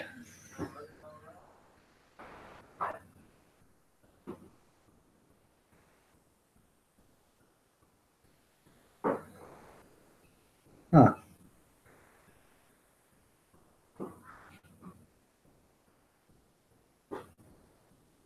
Well, isn't that something, Gene?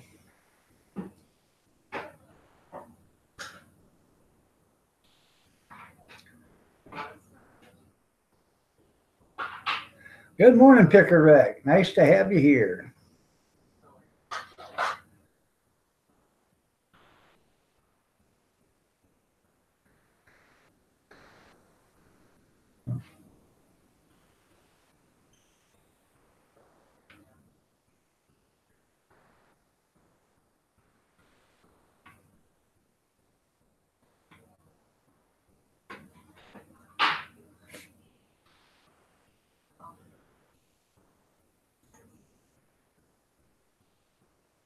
So, anybody got something they want to talk about?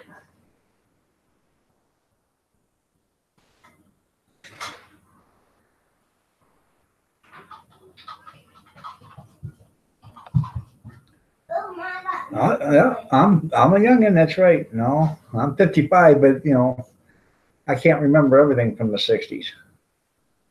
The 70s I can remember, and then you know, right at the late 70s. Oh, look at all the colors. Oh, the colors. You know. So.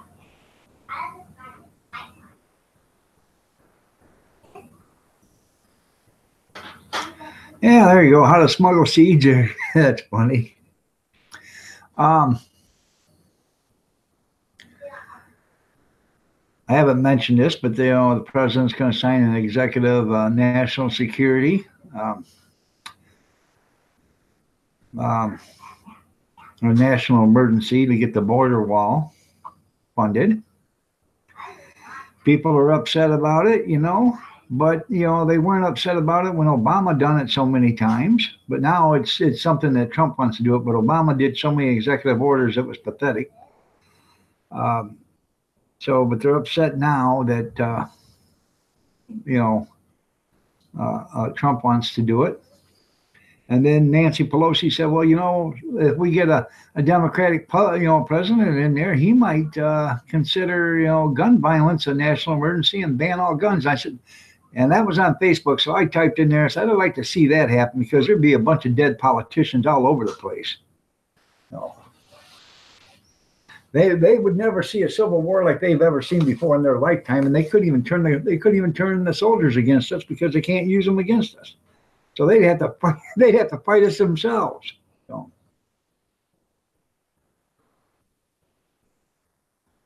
I'm sorry to hear that, Gene.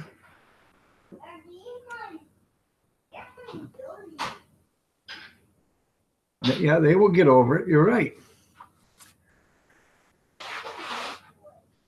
How about that seed snug on there? Yeah. So.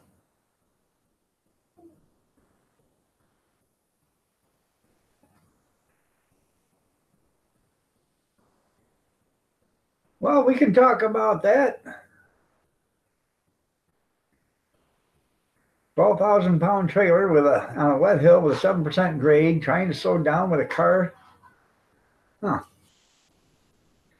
Did you blow the horn and say, get the heck out of the way?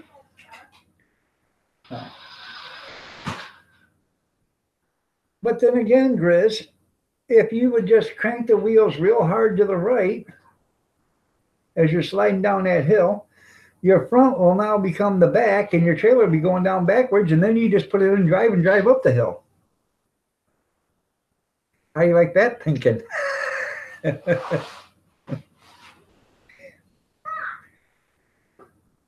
That's right. And people think that if you guys watch that Project Blue Book, that's a pretty good show. And the guy says it, just like I've been saying for the longest time. There's all these, there's 100 billion stars in our solar system. There's 100 billion solar systems out there. There's 100 billion stars in every solar system. If you guys think we are the only thing that's alive out there, you're wrong. The chances of us being the only life form is like 250 gazillion to 1 that we're the only life form out there. That's pretty bad odds. So.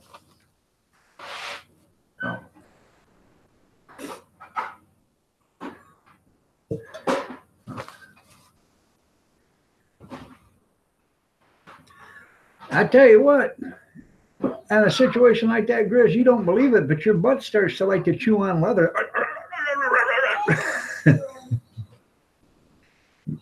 You didn't know it liked leather so much.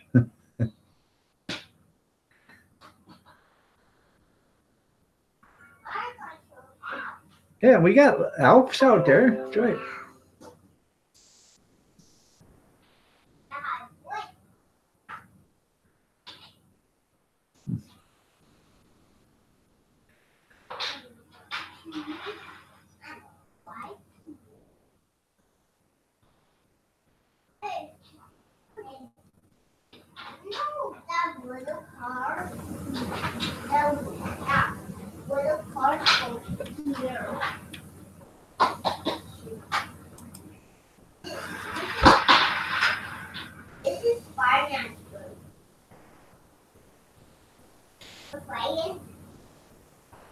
Huh. There's 2 boxes. Yeah.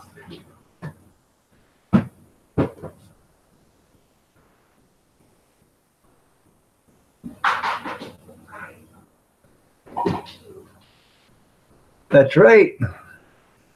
And it was chewing them up and spitting them out, wasn't it, Greta? Hey, I'm telling you, I can tell you all about that, man. That, a 12,000-pound trailer and pickup ain't nothing. Wait till you get a 65,000 triaxle truck, 65,000-pound triaxle truck, you're 10,000 pounds over, and you're running 55 mile an hour through patches of fog. All of a sudden, you come up to a spot where you come out of this fog, and it's daylight, and there's cars parked for a mile down the street because of an accident.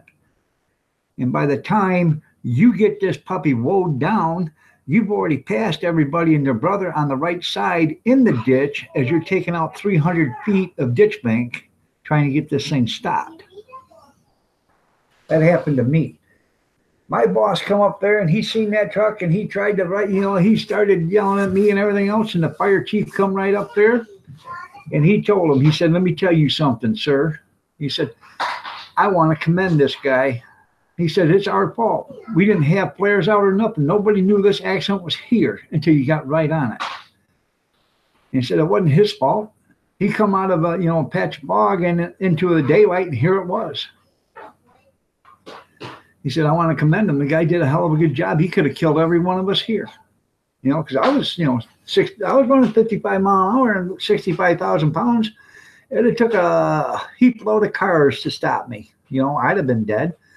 But they ended up, I had to wait. I was there 5 hours waiting for them to clean up. There was a double fatality. I had to wait for them to clean up the scene, get the people out of there, and then we had to wait for 2 wreckers to come pull me out. So.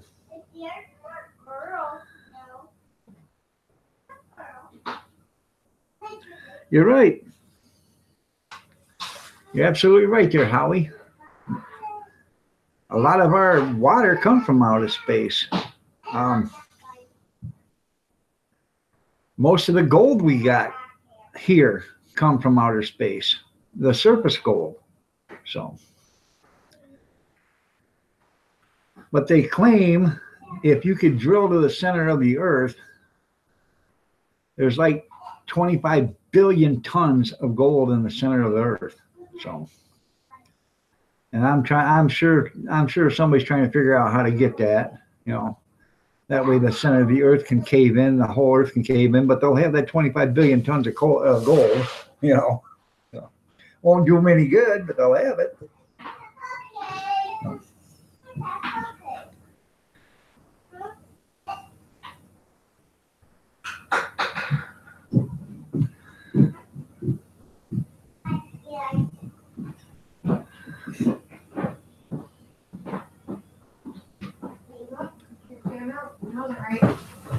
Well, hi, Stella.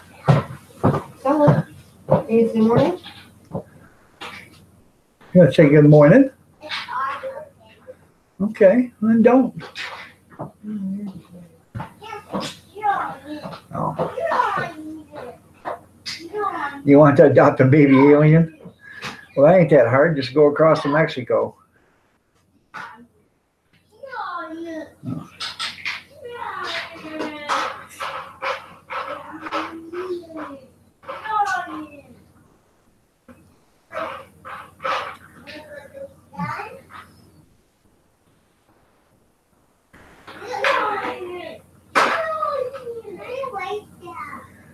A lot of people get upset the way I feel, but I think we got to take care of us here first and then worry about the ones coming across later. This being kind to them, let's house them and all the other stuff. No.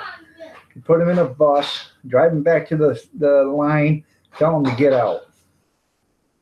No keeping them here. Give them a bologna sandwich and a bottle of water and take them back. So, that's where our problem is. We're being too nice. Other countries shoot you. Other countries throw you in prison for 12, 15, 20 years or for life. Look what happened to that Marine. He crossed the border without Baja and crossed the border. They put him in prison. A Marine. He wasn't there to do anything. I like bologna too. But, they had him in jail. We had to fight to get the guy out. They do that to Mexico, but we don't do that to Mexico? What's the difference? That's because we're a nation that's too damn kind. And we need to start thinking of our nation first, our people first, put our citizens first. And we need to get rid of the corrupt politicians. So, fried bologna is yummy. You're right, man. I think I did a bologna sandwich video. So, well, all right. Give them a little, not a bratwurst. Give them a Braun Swagger sandwich with mustard and onion on it and a bottle of water.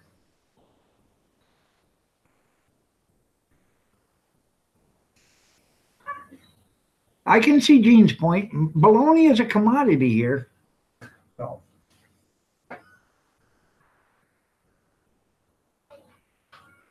It is Cruiser Mac. Oh. Good morning, Sandra. And yes, if I ever make it to Kentucky, I will do some cooking for you. Oh.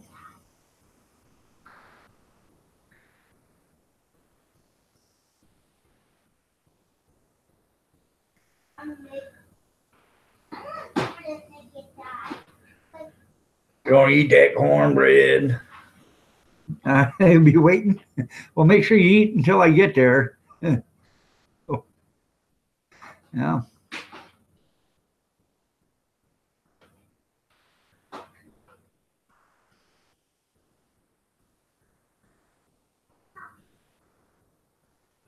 Kentucky cooling? Maybe. Yeah, Kentucky cooking? Yeah. I can do some Kentucky cooking. Oh. Hey, Grandpa, what's for supper? Today we're going to have fried possum and rice. Yum, yum. I'll fix it up just right. I'll fix it up nice. Going to have biscuits and gravy. Chop it up right. When you get done eating, you'll have to go night-night. Yum, yum. Oh.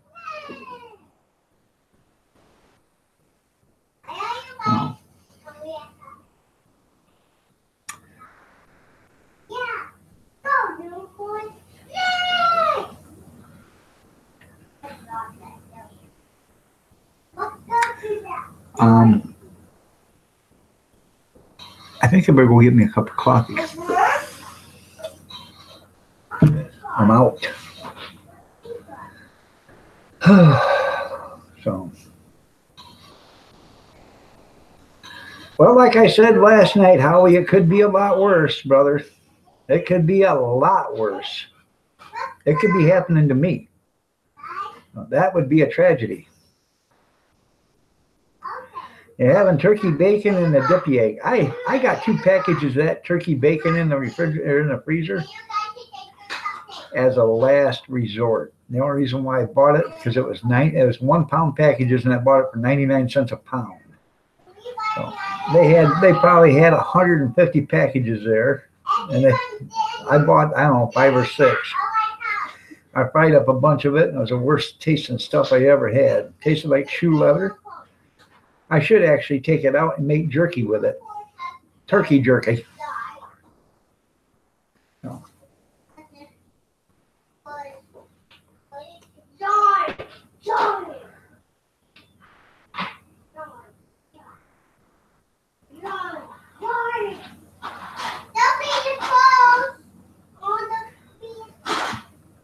I don't know, man. If I get a bunch of, I'm thinking about this right now. If I get a bunch of that chicken thighs, boneless skinless chicken thighs today, I could grind those up and make them sausages, sausage links. I got a sausage gun. I got the casings and everything. I don't have the pink nitrate stuff, but I wouldn't use that anyways, not as a preservative. I'd just make them and then freeze them. So I think that would work. I don't know if you'd have to actually have that pink salt or whatever it's called, that sodium nitrate or sodium nitrite. So if you were going to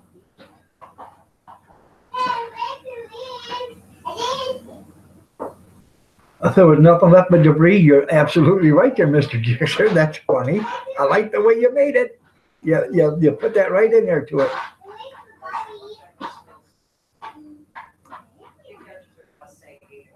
Right.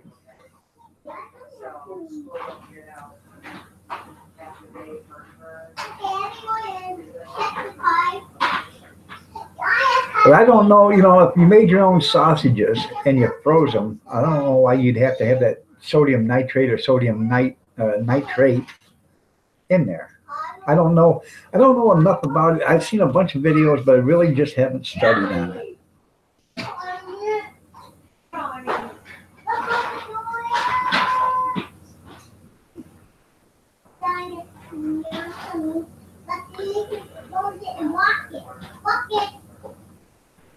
Now, I ain't for sure, but isn't tofu made out of the stuff that when you walk down the sidewalk and some dog's done its duty and they scrape it off their boots and then they bleach it white? Isn't that what tofu is?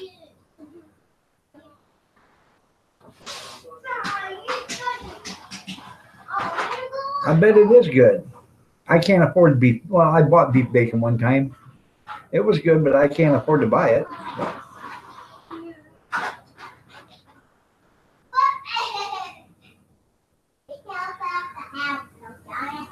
It's, yeah, tofu.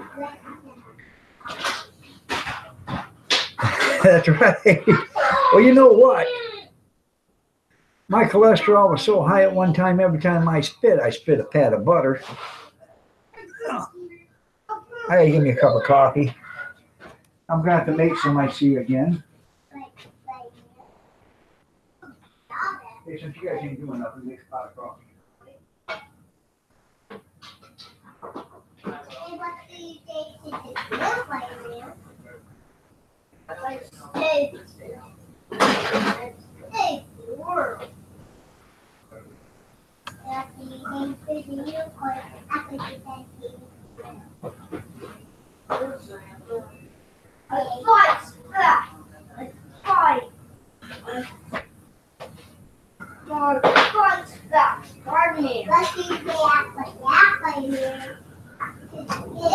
I'll shut the burner off.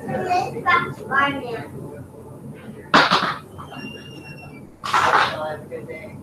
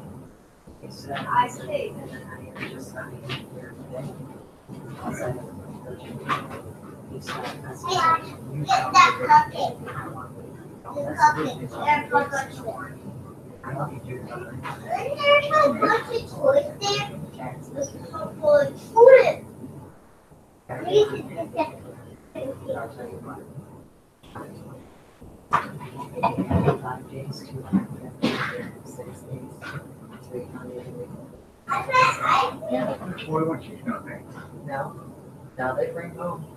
They bring home 451. Yeah. That's what you're doing. So I can sit here and have a cigarette and watch these little fuckers. Okay. And I have to go do manual labor. Hey. I said, and you take them home, and then I said, you don't have to work.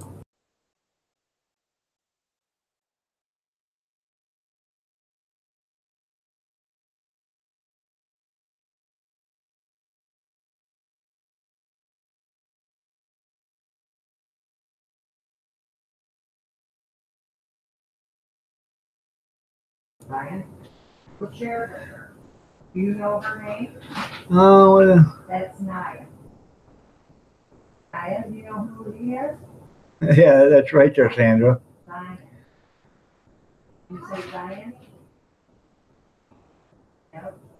All right, FFP, you have a great one, man. Thanks a lot for being here. I appreciate it. I really do. And I did enjoy the live stream last night with you on it. That was pretty good. I learned some stuff. I'll share.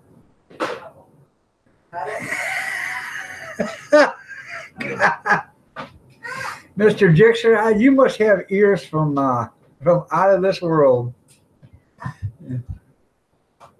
What? Did you say that? Huh? Did he say that? Yeah, you heard you say that. He said I better mute that before she calls us a little.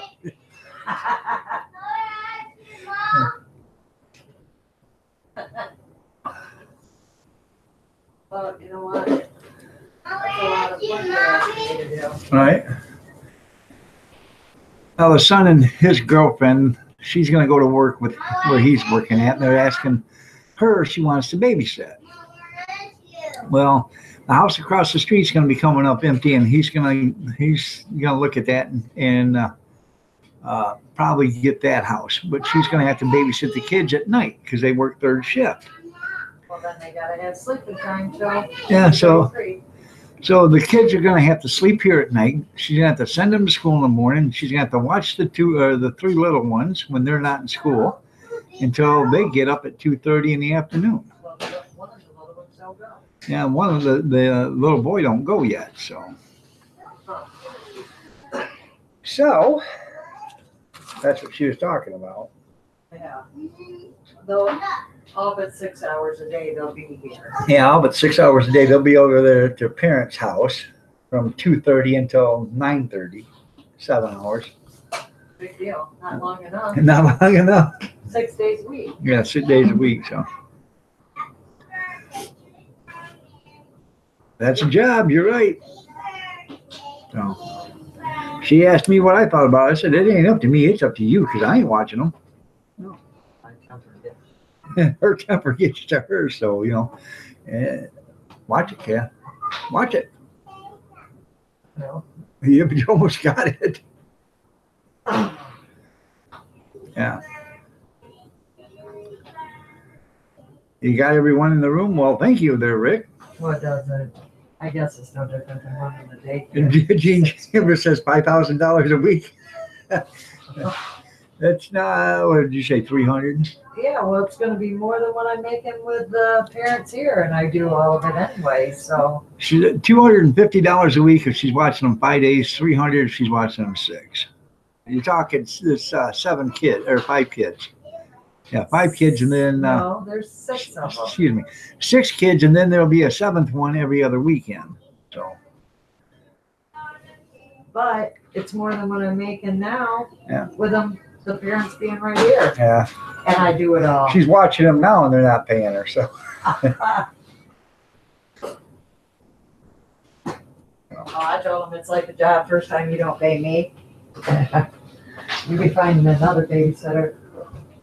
But you know, the going rate for babysitting is $5 an hour. yeah, $5 an hour per kid. So my daughter babysits. She works at a nursing daycare. They babysit and they charge $7 an hour per kid, and most of it's like $250 a week per kid. $250 per kid. A lot of the government pays it, but it's don't get all of it out. if somebody brings 3 kids, that's $750 a week child care. So add tax to that, you're right. So Like this one you got here.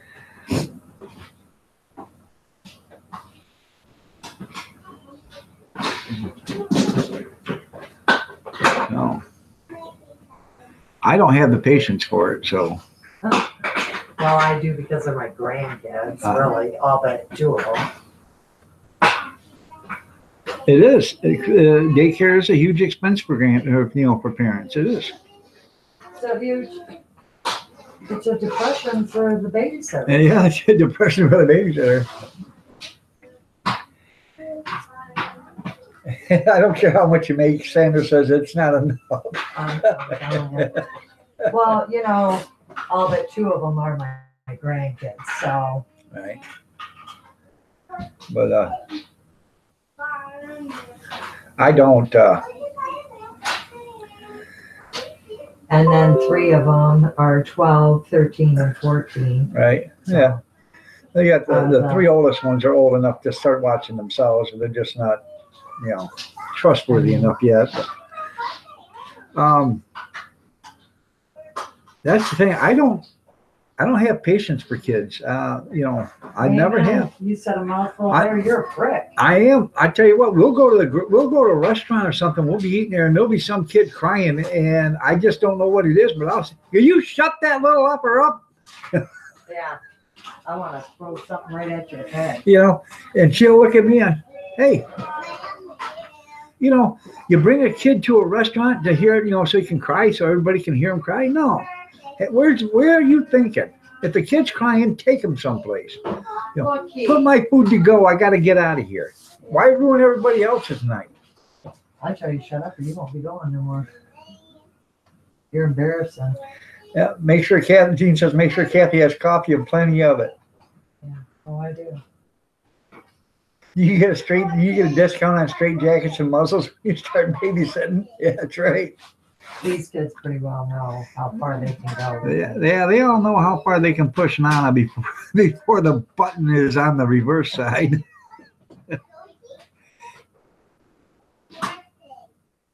All right, Cruiser, you have yourself a great day. Thanks for being here. I appreciate it. The only ones that's really bad is the youngest. Yeah, the ones that are really bad are the little ones. No, The youngest one. the little boy. Yeah. He can't keep his hands to himself. He slaps the other kids. He can't, Marie says, no wonder Kathy smokes. I'm telling you. Yeah. Drink on weekend too. And drink on the weekend. She quit drinking and smoking once. It was the worst 20 minutes of her entire life. I know. You know damn well. No. It's all good.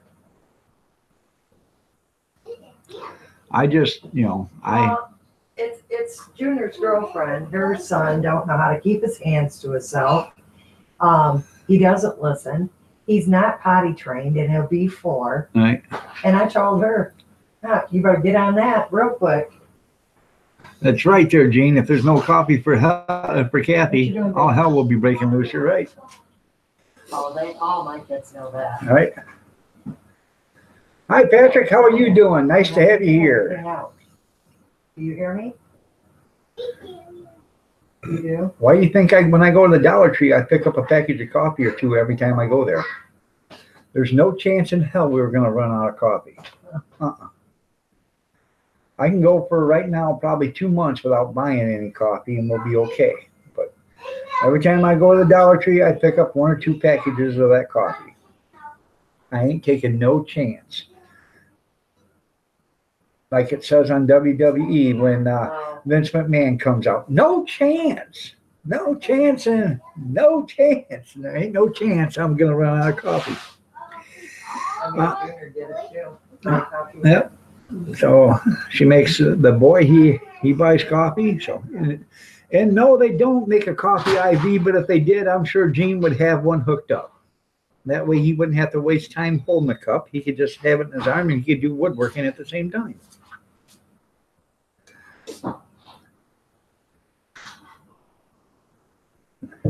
And don't hide the filters. You're right. Boy, that was really an upsetting day. In fact, I bought a few extra packages of filters. They're in the thing. So every once in a while when I walk by them at the Dollar Tree, I'll throw a package of those in the cart.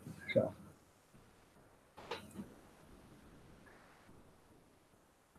yes, you can see them. They're on YouTube. Janet Jackson used to do coffee enemas, and she used to talk about it all the time. How you doing, Jenny? You're looking lovely as ever. Nice to have you here. They say, yeah, it's on YouTube. Punch it up, coffee enema. You'll see it. Yeah. I thought about French press, but that's a lot of extra work. So, by the time you boil water, steep the coffee, French press it out, every time I see I look at French presses, they want $25 for a French press, a good one. And they're only as good as the seal is. And then once the seal goes, then you got to buy another one. So, but I am not faulting your French press because you like it. So, I myself, I'd rather bring in my 110 cupper coffee maker, plug it in, fill it up, and make one big pot a day. That's right. You either love coffee or you don't. That's right.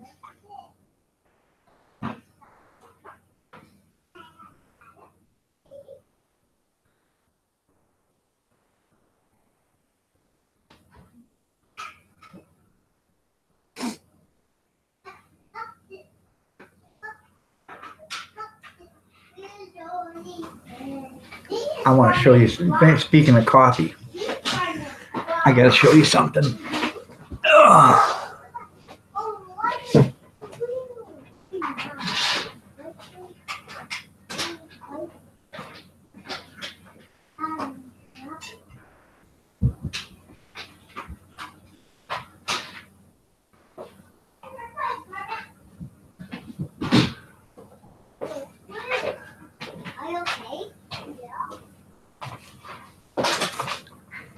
Ugh. I threw my back out getting out of the chair about, I don't know, an hour ago when I got out the first time.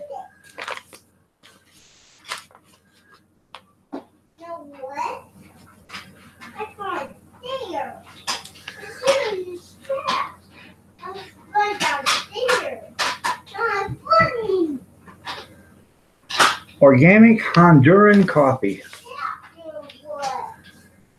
Sweet, nutty flavor, mild intensity. bbcoffee.com.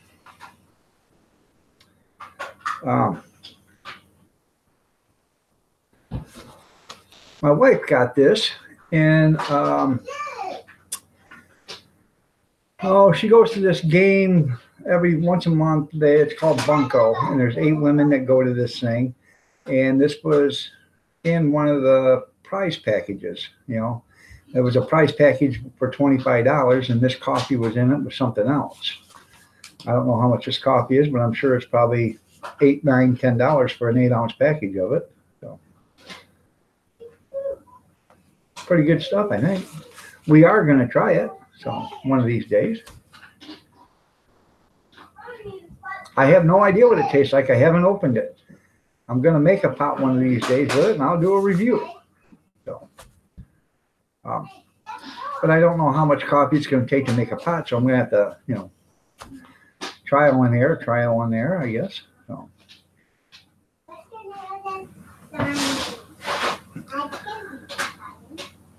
That's right.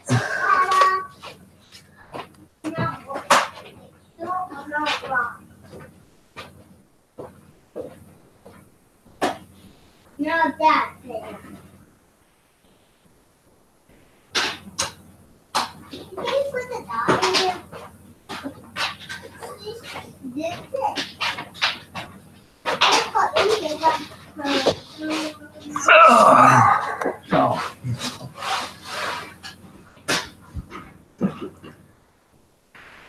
I got a mom. Yeah, give me that. Give me that. It's flashing. I'm going here. Bye, ponies. So, anybody else want to talk about? We've talked about the weather. We talked about aliens. We've talked about illegal aliens. We've talked about the wall. Anything else?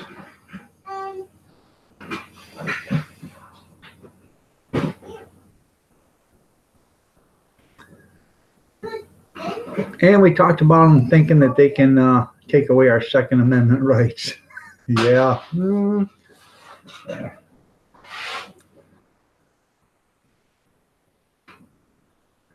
Yeah, I love a good Western. I love Clint Eastwood and John Wayne in Westerns, and Henry Fonda.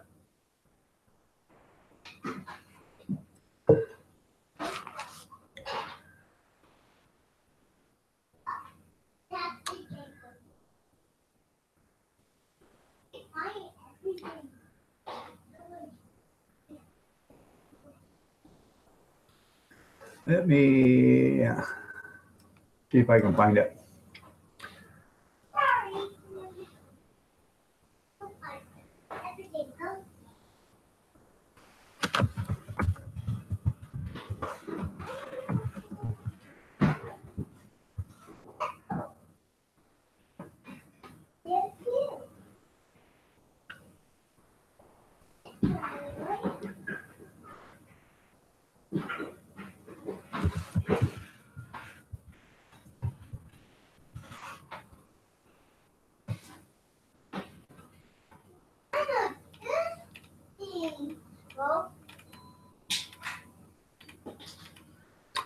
Let me see if I can find it. There it is.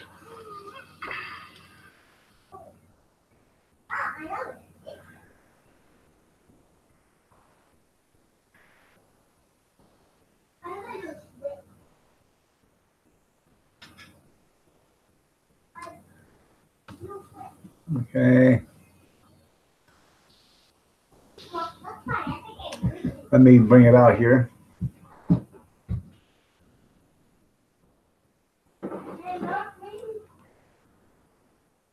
This is from the movie Trinity.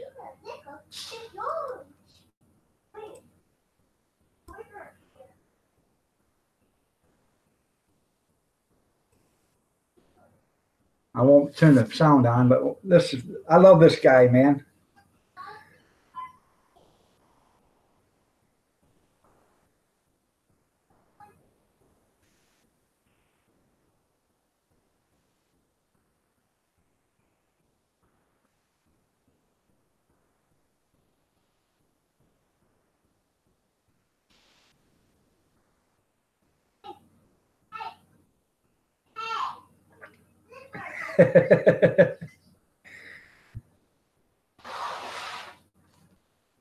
Showing you how fast he is. Want to see it again?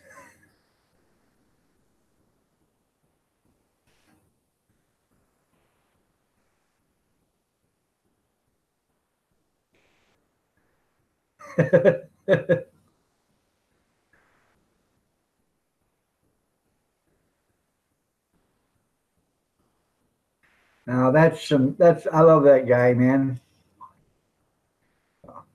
I love that show. It's funny.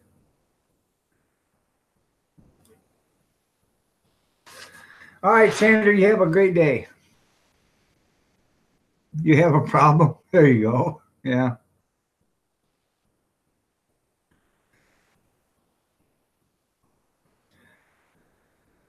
I don't own any guns. There's no such thing as a gun. This is my weapon. This is my gun. This is for fighting. This is for fun. This is my weapon. This is my gun. This is for fighting. This is for fun.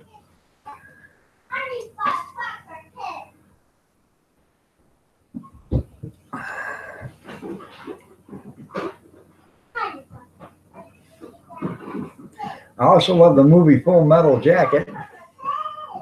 Private Pile! Yes, sir, then.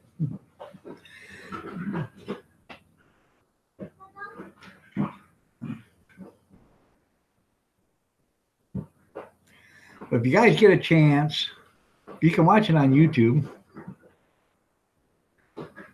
I tragically lost all my guns in the boating actions. Yeah, all the bottom of the ocean. Yeah, I agree. I know.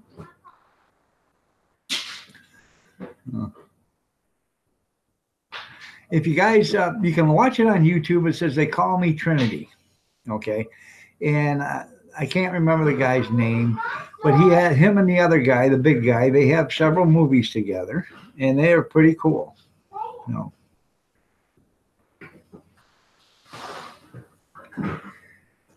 Every once in a while, I've got them on my watch list or favorites or whatever. Every once in a while, I'll go back and watch them.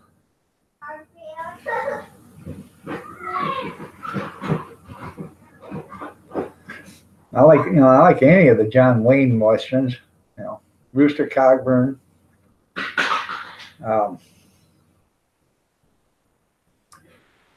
The Sons of Katie Elder. I love that show too, or that movie.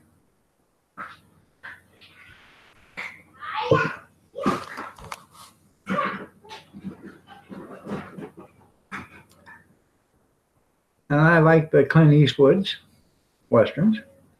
On the weekends, I'll sit and watch western movies. You know, I've seen some with Chris Christopherson in it and stuff. You know, he's not really that good of an actor. He's not even that great of a singer, but you know.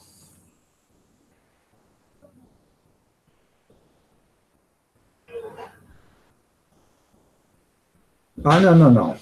I don't. This is my weapon. This is my gun. This is for fighting. This is for fun. Grizz. Yeah, the quiet man is my, yeah, his favorite. Yeah.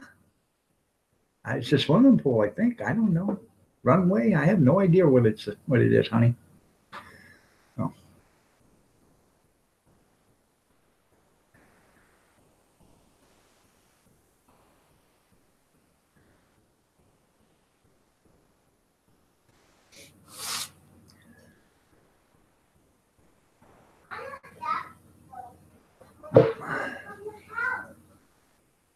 Well, Grizz,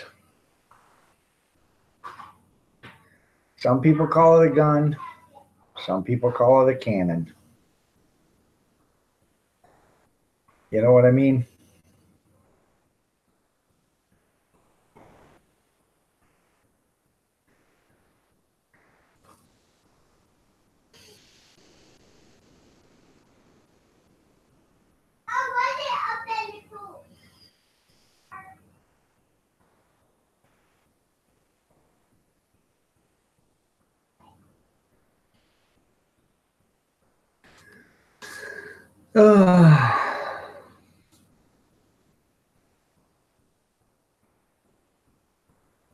The Quiet Man's an actual movie. I've never seen The Quiet Man.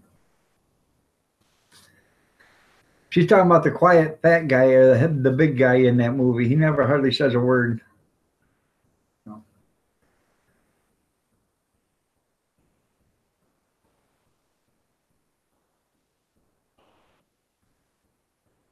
No, I've never heard of it.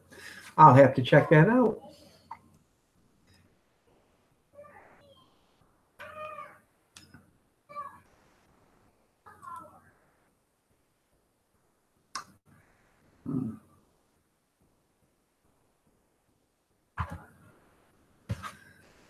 I never heard of The Quiet Man, so that's probably why I wasn't thinking about it.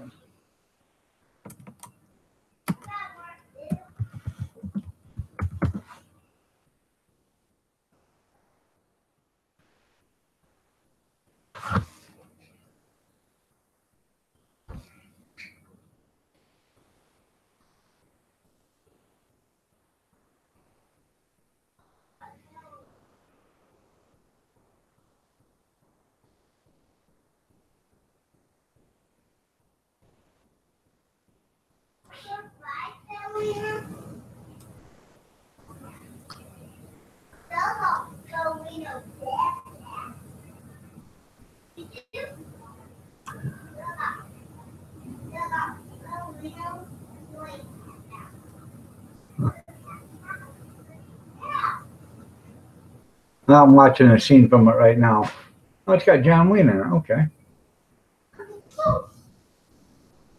When he was young, because he was skinny then. I'll have to watch that. What channel is that going to be on, Marie?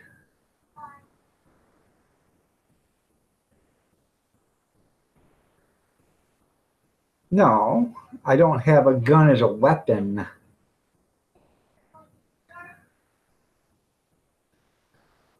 Yep, I just seen that.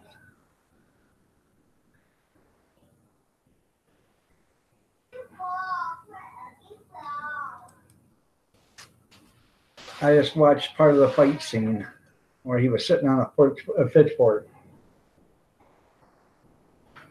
Turner Classics. I'll have to find that. I don't even know if I have that or not.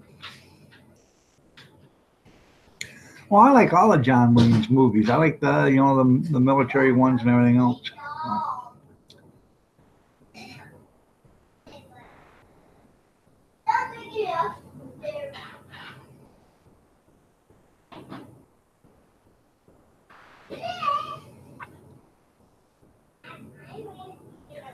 But you could tell that was when he was early because he was skinny then. He looked like he was pretty much anorexic. I like his last one he made, The Shooter.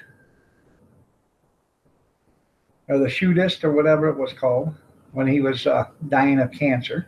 So.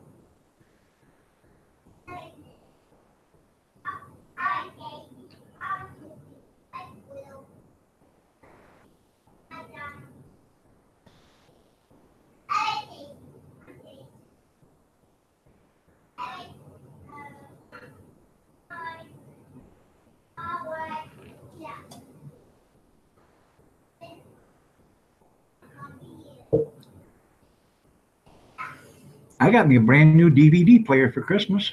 It's still in the box. And I got me a brand new DVD too.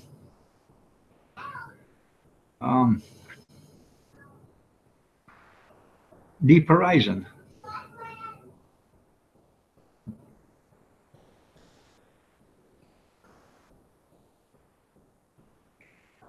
I got a brand new DVD player in the bedroom already hooked up, but nobody knows how to hook it up right. So I don't know. With Ron Howard? Yeah. Yep. With Shooters with Ron Howard. Yep.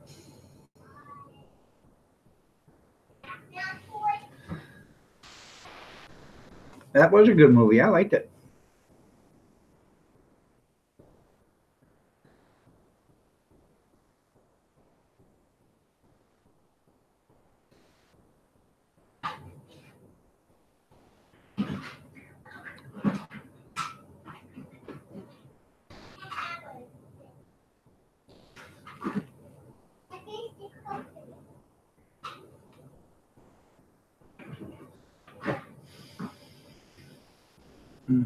Man, I tell you what.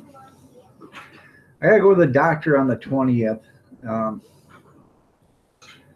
I think it's a new doctor, so I'm gonna have her look at me. I think I'm gonna see if she'll order an MRI for my shoulder. The orthopedic surgeon I go to, I was there the other day, and they put that cortisone in my shoulder and in my knee. And don't get me wrong, this guy is an excellent doctor, but his X-ray machine is like 15 years old. Right. So I'm thinking it's not quite as up to date as what it should be. And they X-rayed my hip and said that it had some signs of some wear and stuff, but it wasn't that bad. But I had an MRI done, and the MRI said no, it needs to be replaced now. And so I think I'll have her do an MRI of my shoulder, because last night after the live stream, I went to reach for something and I thought somebody jerked my shoulder clean off, ripped my arm off. It hurt so bad. I literally put in tears in my eyes. And I screamed, and she said, "You okay?" I said, "Oh no." I couldn't even move it. It hurt so bad. So there's something definitely wrong. And it's something definitely more than I think than just scar tissue or because right there, that hurts. Just lifting it like that hurts. That hurts. Going up, it hurts even worse. I'm pretty sure that's gone. So.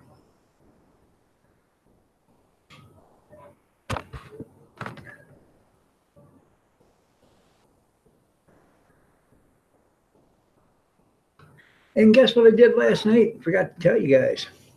I was standing behind the car loading it up, and racked my leg into the trailer hitch. Wasn't that fun? Yes, it was. For those that hit your leg in the back of a trailer hitch, you know exactly what I'm talking about.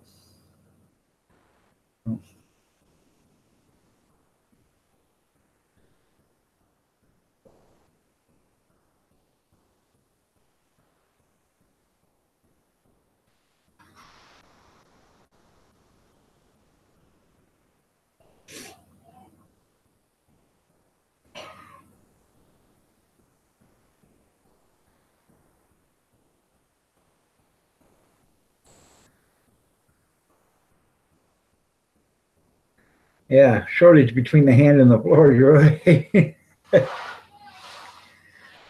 Oh, so.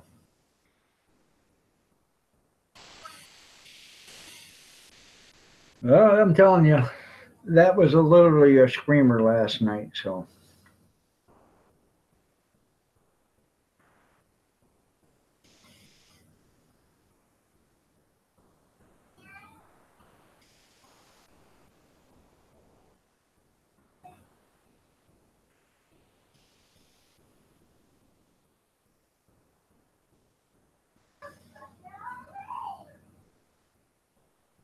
But I don't know. I want to get the knee done, so when they get the knee done, then I can get my arms worked on. So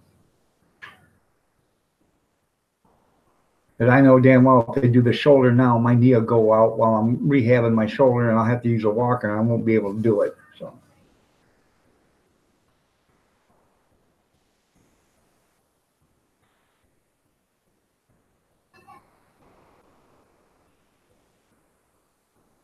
I keep it up with all this metal I'm gonna get in me. I look like the Wolverine, titanium everywhere. So.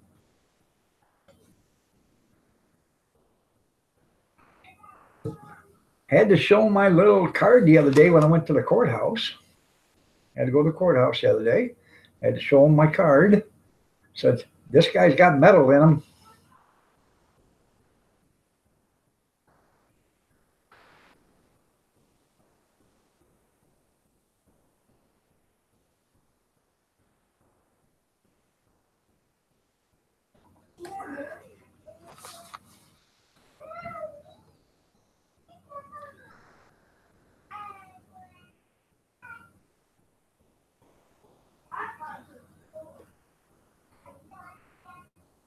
No, no.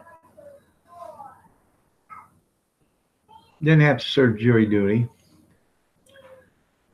I just had to go check on something. So. But you gotta walk through a metal detector when you go into our courthouse. Our courthouse is advanced. It really is. It's technologically advanced. We have a metal detector at the door to come in. Yeah. And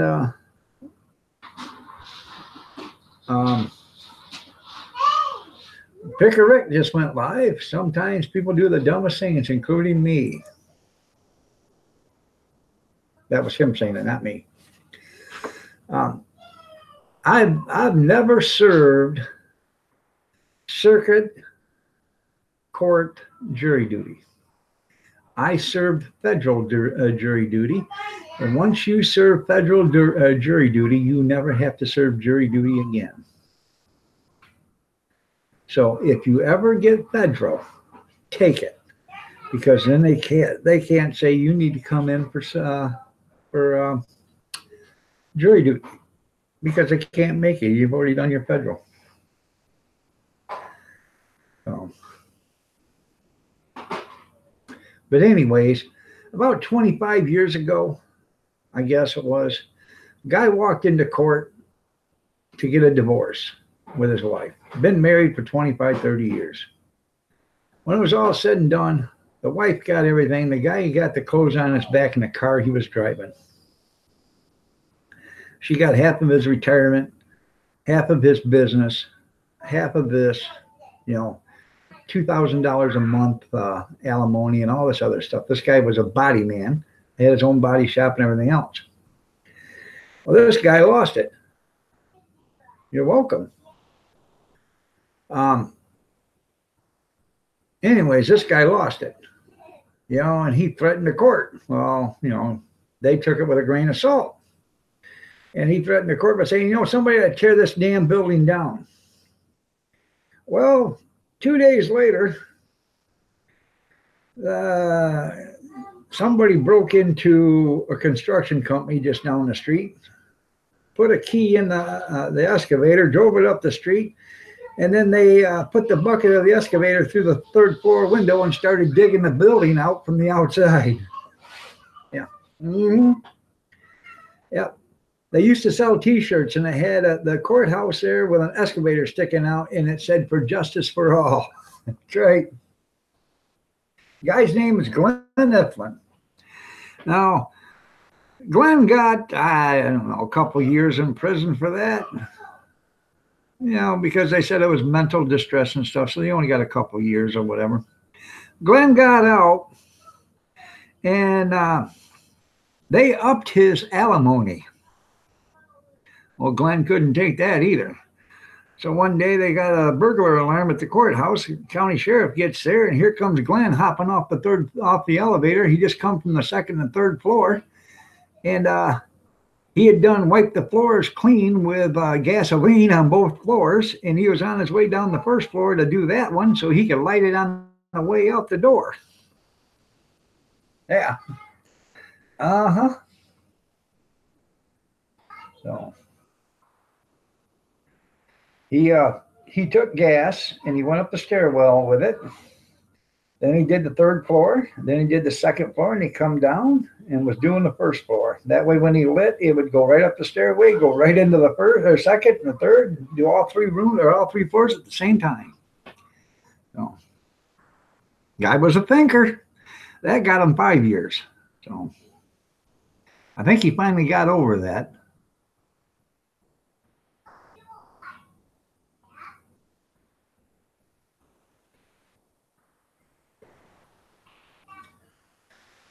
Well, you know, it's not worth it. Give it to her. Let her have it all. Have everything you want. I'll just go live in the woods someplace, you know. That'll be it. So.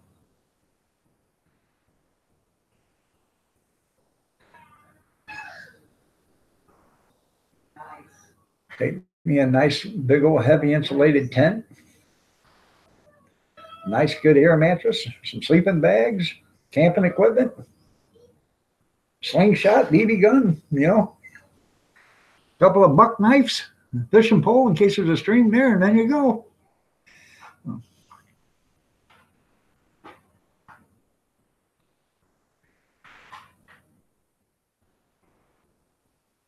There you go.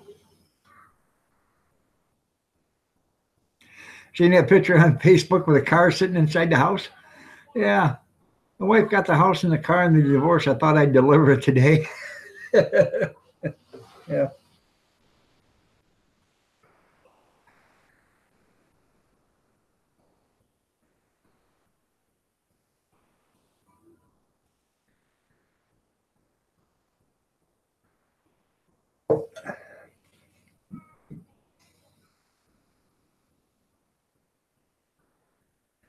It sounds like the War of the Roses where they taped the whole house out 50-50, you know.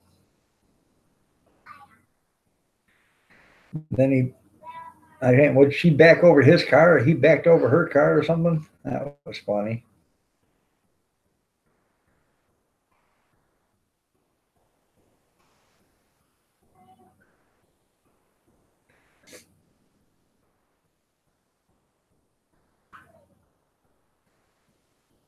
What's that one movie, Irreconcilable Differences or something like that? That was a good movie too.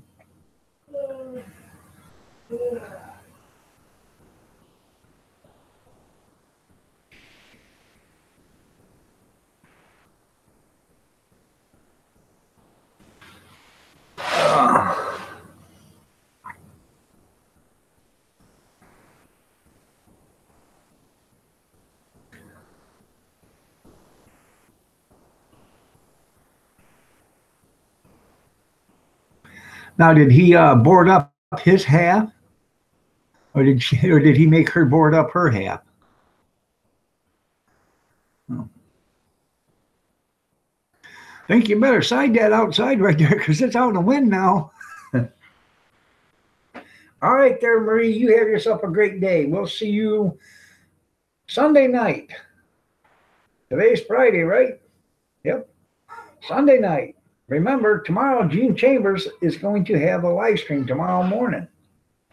So, good morning, Buttercup. How are you doing this morning? Did you get out of the handcuffs okay? Nice to have you here, Moose. You're looking lovely as ever. See you later, Marie. We gotta quit meeting like this, Moose, or we're gonna have some snuggle time. Oh man, you're a riot, Moose. So. It'd be cool if I lived closer to you. We could party all the time. That'd be funny. So.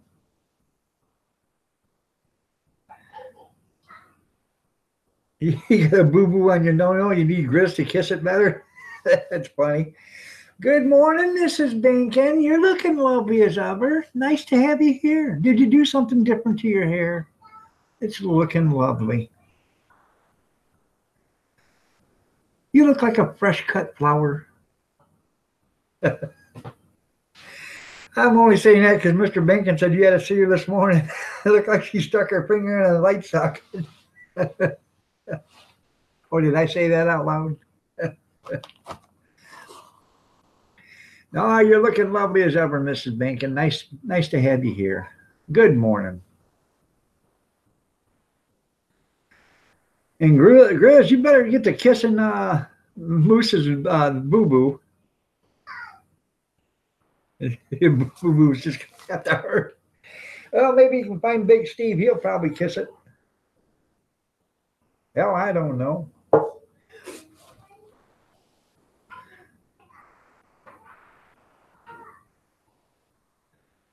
I'm sure, Moose, the further out west you go, the chances are going to be a lot better you get somebody to kiss it for you.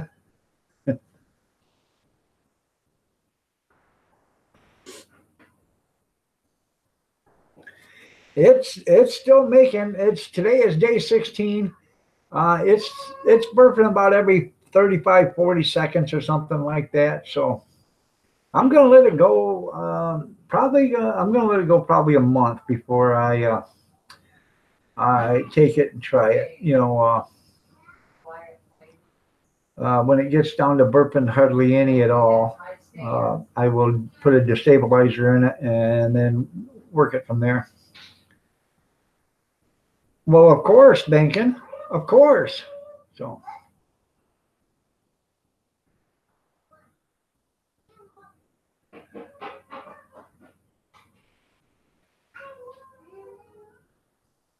Ain't gonna, yeah, that's right there, Grizz. So.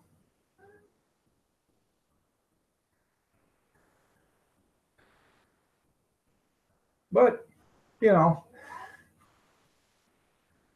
I'll check it here, and the next couple of days I'll pour a small glass of it and see. I tasted it the other day, tasted pretty good. It's only going to get better the longer it sits and ferments. So there you go. You can Russell Farmer style. That's right.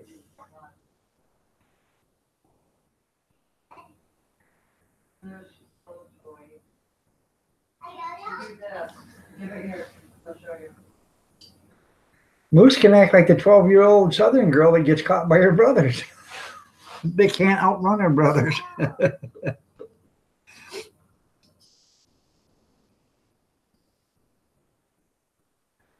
Oh. Oh, God. Careful.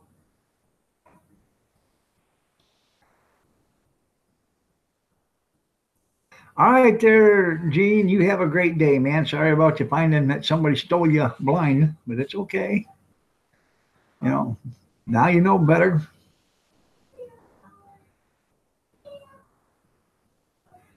Yeah, you're not falling for that 14 times in a row, are you?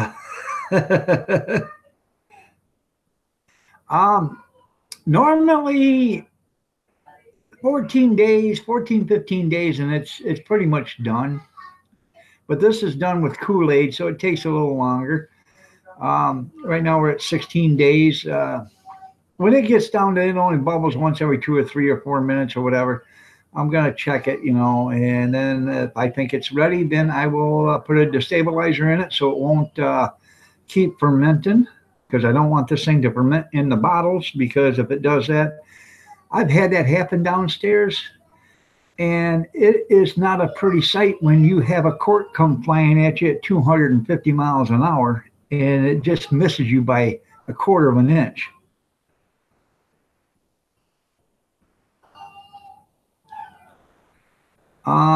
We didn't do anything special. We went to the store and come home. We didn't go out for dinner or anything. I was going to take her out for lunch yesterday at Red Lobster, but we had to watch a grandkid, so wasn't no sense of taking her out then. So I'll probably take her out someday next week when there's no kids here. So.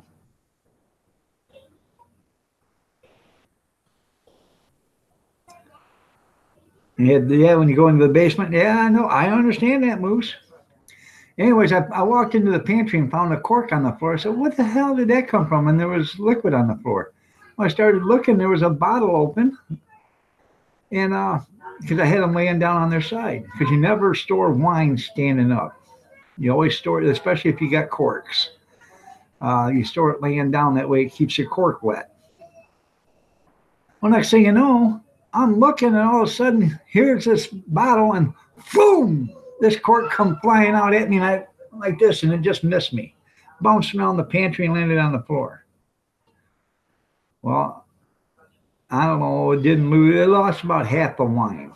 Well, I grabbed that bottle, put it standing straight up. I did what I had to do in the pantry, and I grabbed that bottle and brought it upstairs, and we drank that. But it was fermenting. The destabilizer, I didn't destabilize it. I thought it was completely done when I got it down there. And a lot of times, if you don't make damn sure it's done, it'll still ferment in the bottles and blow the corks out. That's why champagne has the wire brackets on the cork, because it's still fermenting it's carbonated, and that's fermenting, but it's carbonated, and that's exactly what that wine was carbonated at the time. So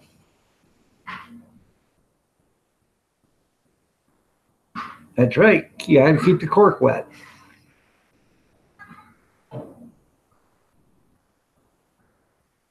There you go.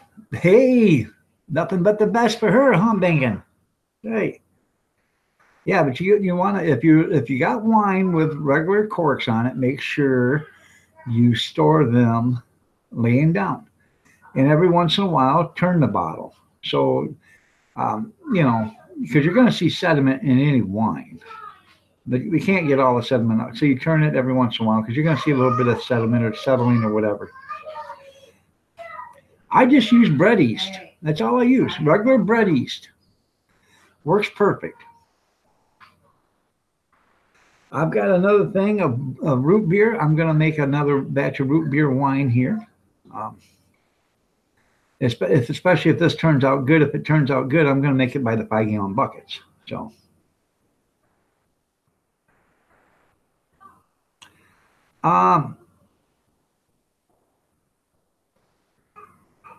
you can freeze it, okay?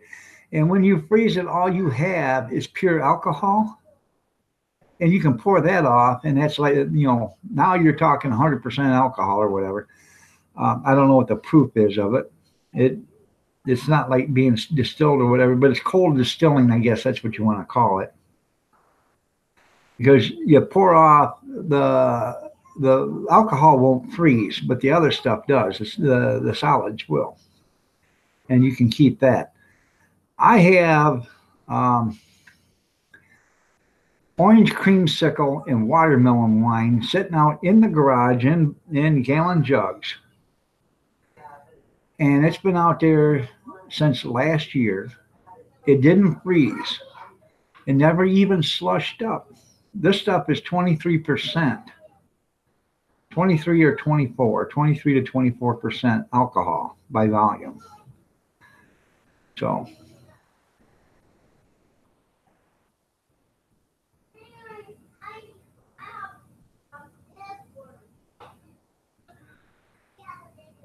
I bet it did.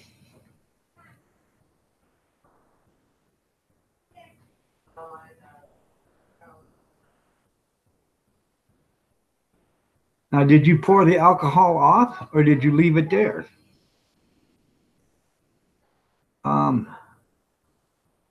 I don't really, I can't really answer that question there, Banking on Money, but if you'd like to send me a message on Iron Dog 63, I can gladly get a hold of you there and talk to you about it. So.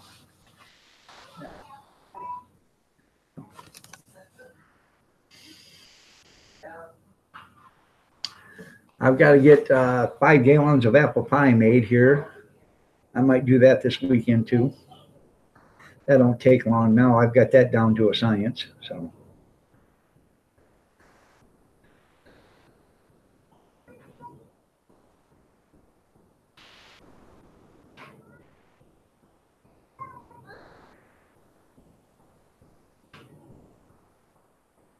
Yeah. Yep. It makes it more like a distilled liquor. A rum wash.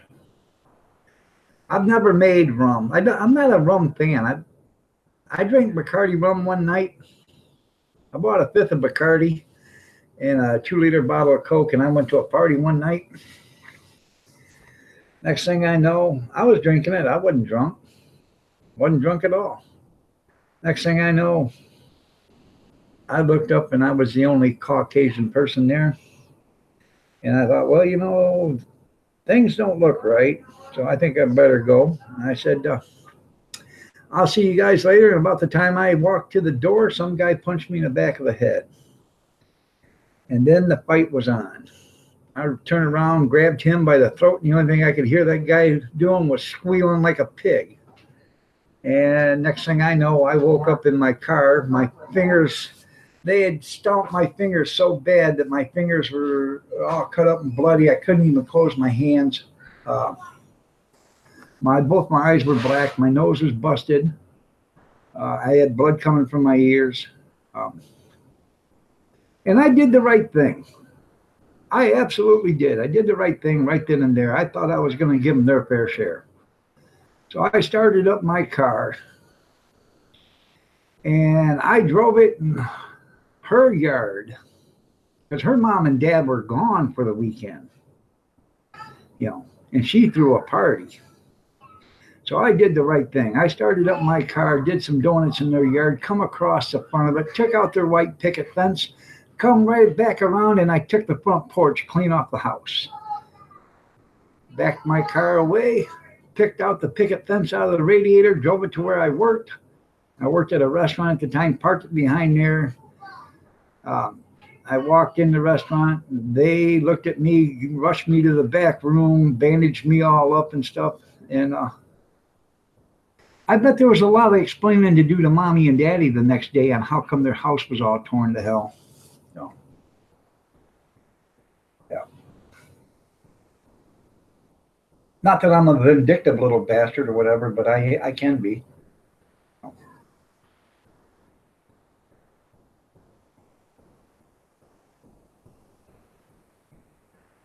So. And back then, you know, too bad if it was concealed carry back then, legal, the one that punched me in the head would have been dead. Headshot to the head, you know, right between the running lights. That one would have been dead. But things are different now than they were back then.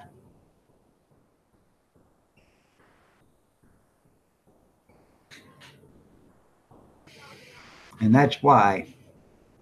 That's why they call it. Yeah, that's because I used to drive a Mack truck. But yeah, that's why I don't drink.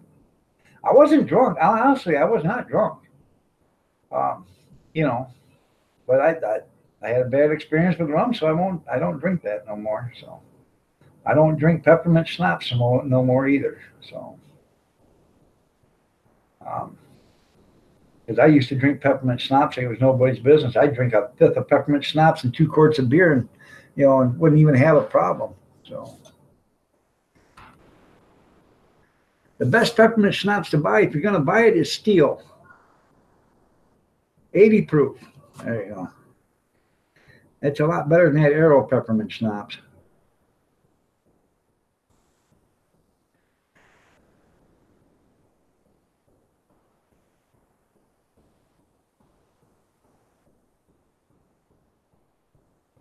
Keith, where was the first you drive a truck for a living? Garbage company.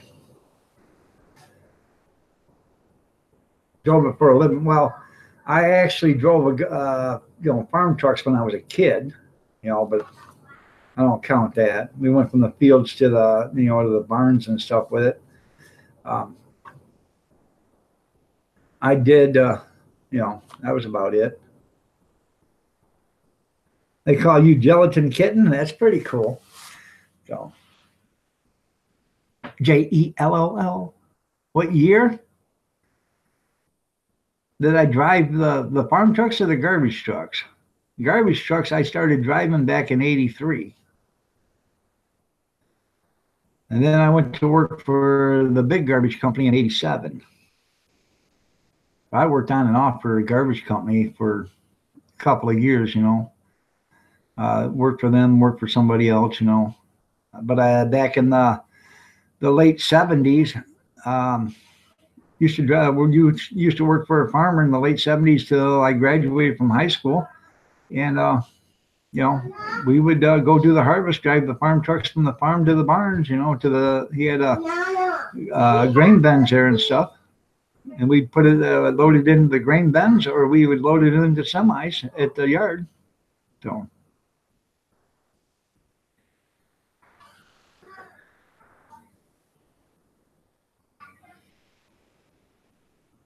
$1979.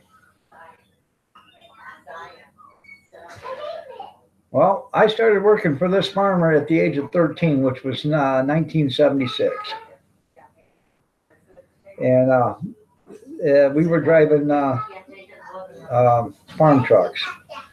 And he had farms all over the place. It wasn't like they were just, you know, right across the street or whatever. Some of these farms were 5-10 miles away. You know, so. Okay. All right. Bye. And back then, they didn't care how many grain wagons you hooked up. Hell, you'd have a tractor with 10 grain wagons on, as long as it could pull it. We'd pull a train of them all the way down from fields, you know. You'd have one tractor sitting out there, and they'd hook up two or three or four of them at a time, and you'd haul them all out, you know. And if you could get them backed up to one another, you could take 10 as long as you could pull them. Cookies already, Diane. No, well, I never did any real over the road. I was interstate from Ohio to Michigan, Michigan to, you know, I've been to Indiana, you know, I've been to Illinois, but as far as going, you know, over the road and staying overnight and stuff like that, no. So.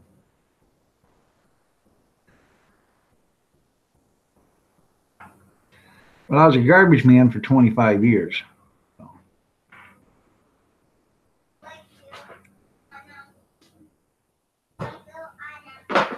Yeah, there you go. You're welcome. Oh, where'd the garbage go? They No. took it out, didn't they? All right, everybody, it's 9:29. I got to get out of here. Y'all have a great day. God bless. Prayers and peace. Y'all take care. Have a blessed weekend. Remember, Gene Chambers is going to have a live stream tomorrow morning. I am assuming it's going to be at 6:30. I don't really know. But, you know, check Gene Chambers, and he's going to have the live stream tomorrow, and he's going to have it Sunday, I believe. But I appreciate y'all being here, and I will see you Sunday night at 8 p.m. for the Sunday night snack chat. And bye, Mrs. Bankin.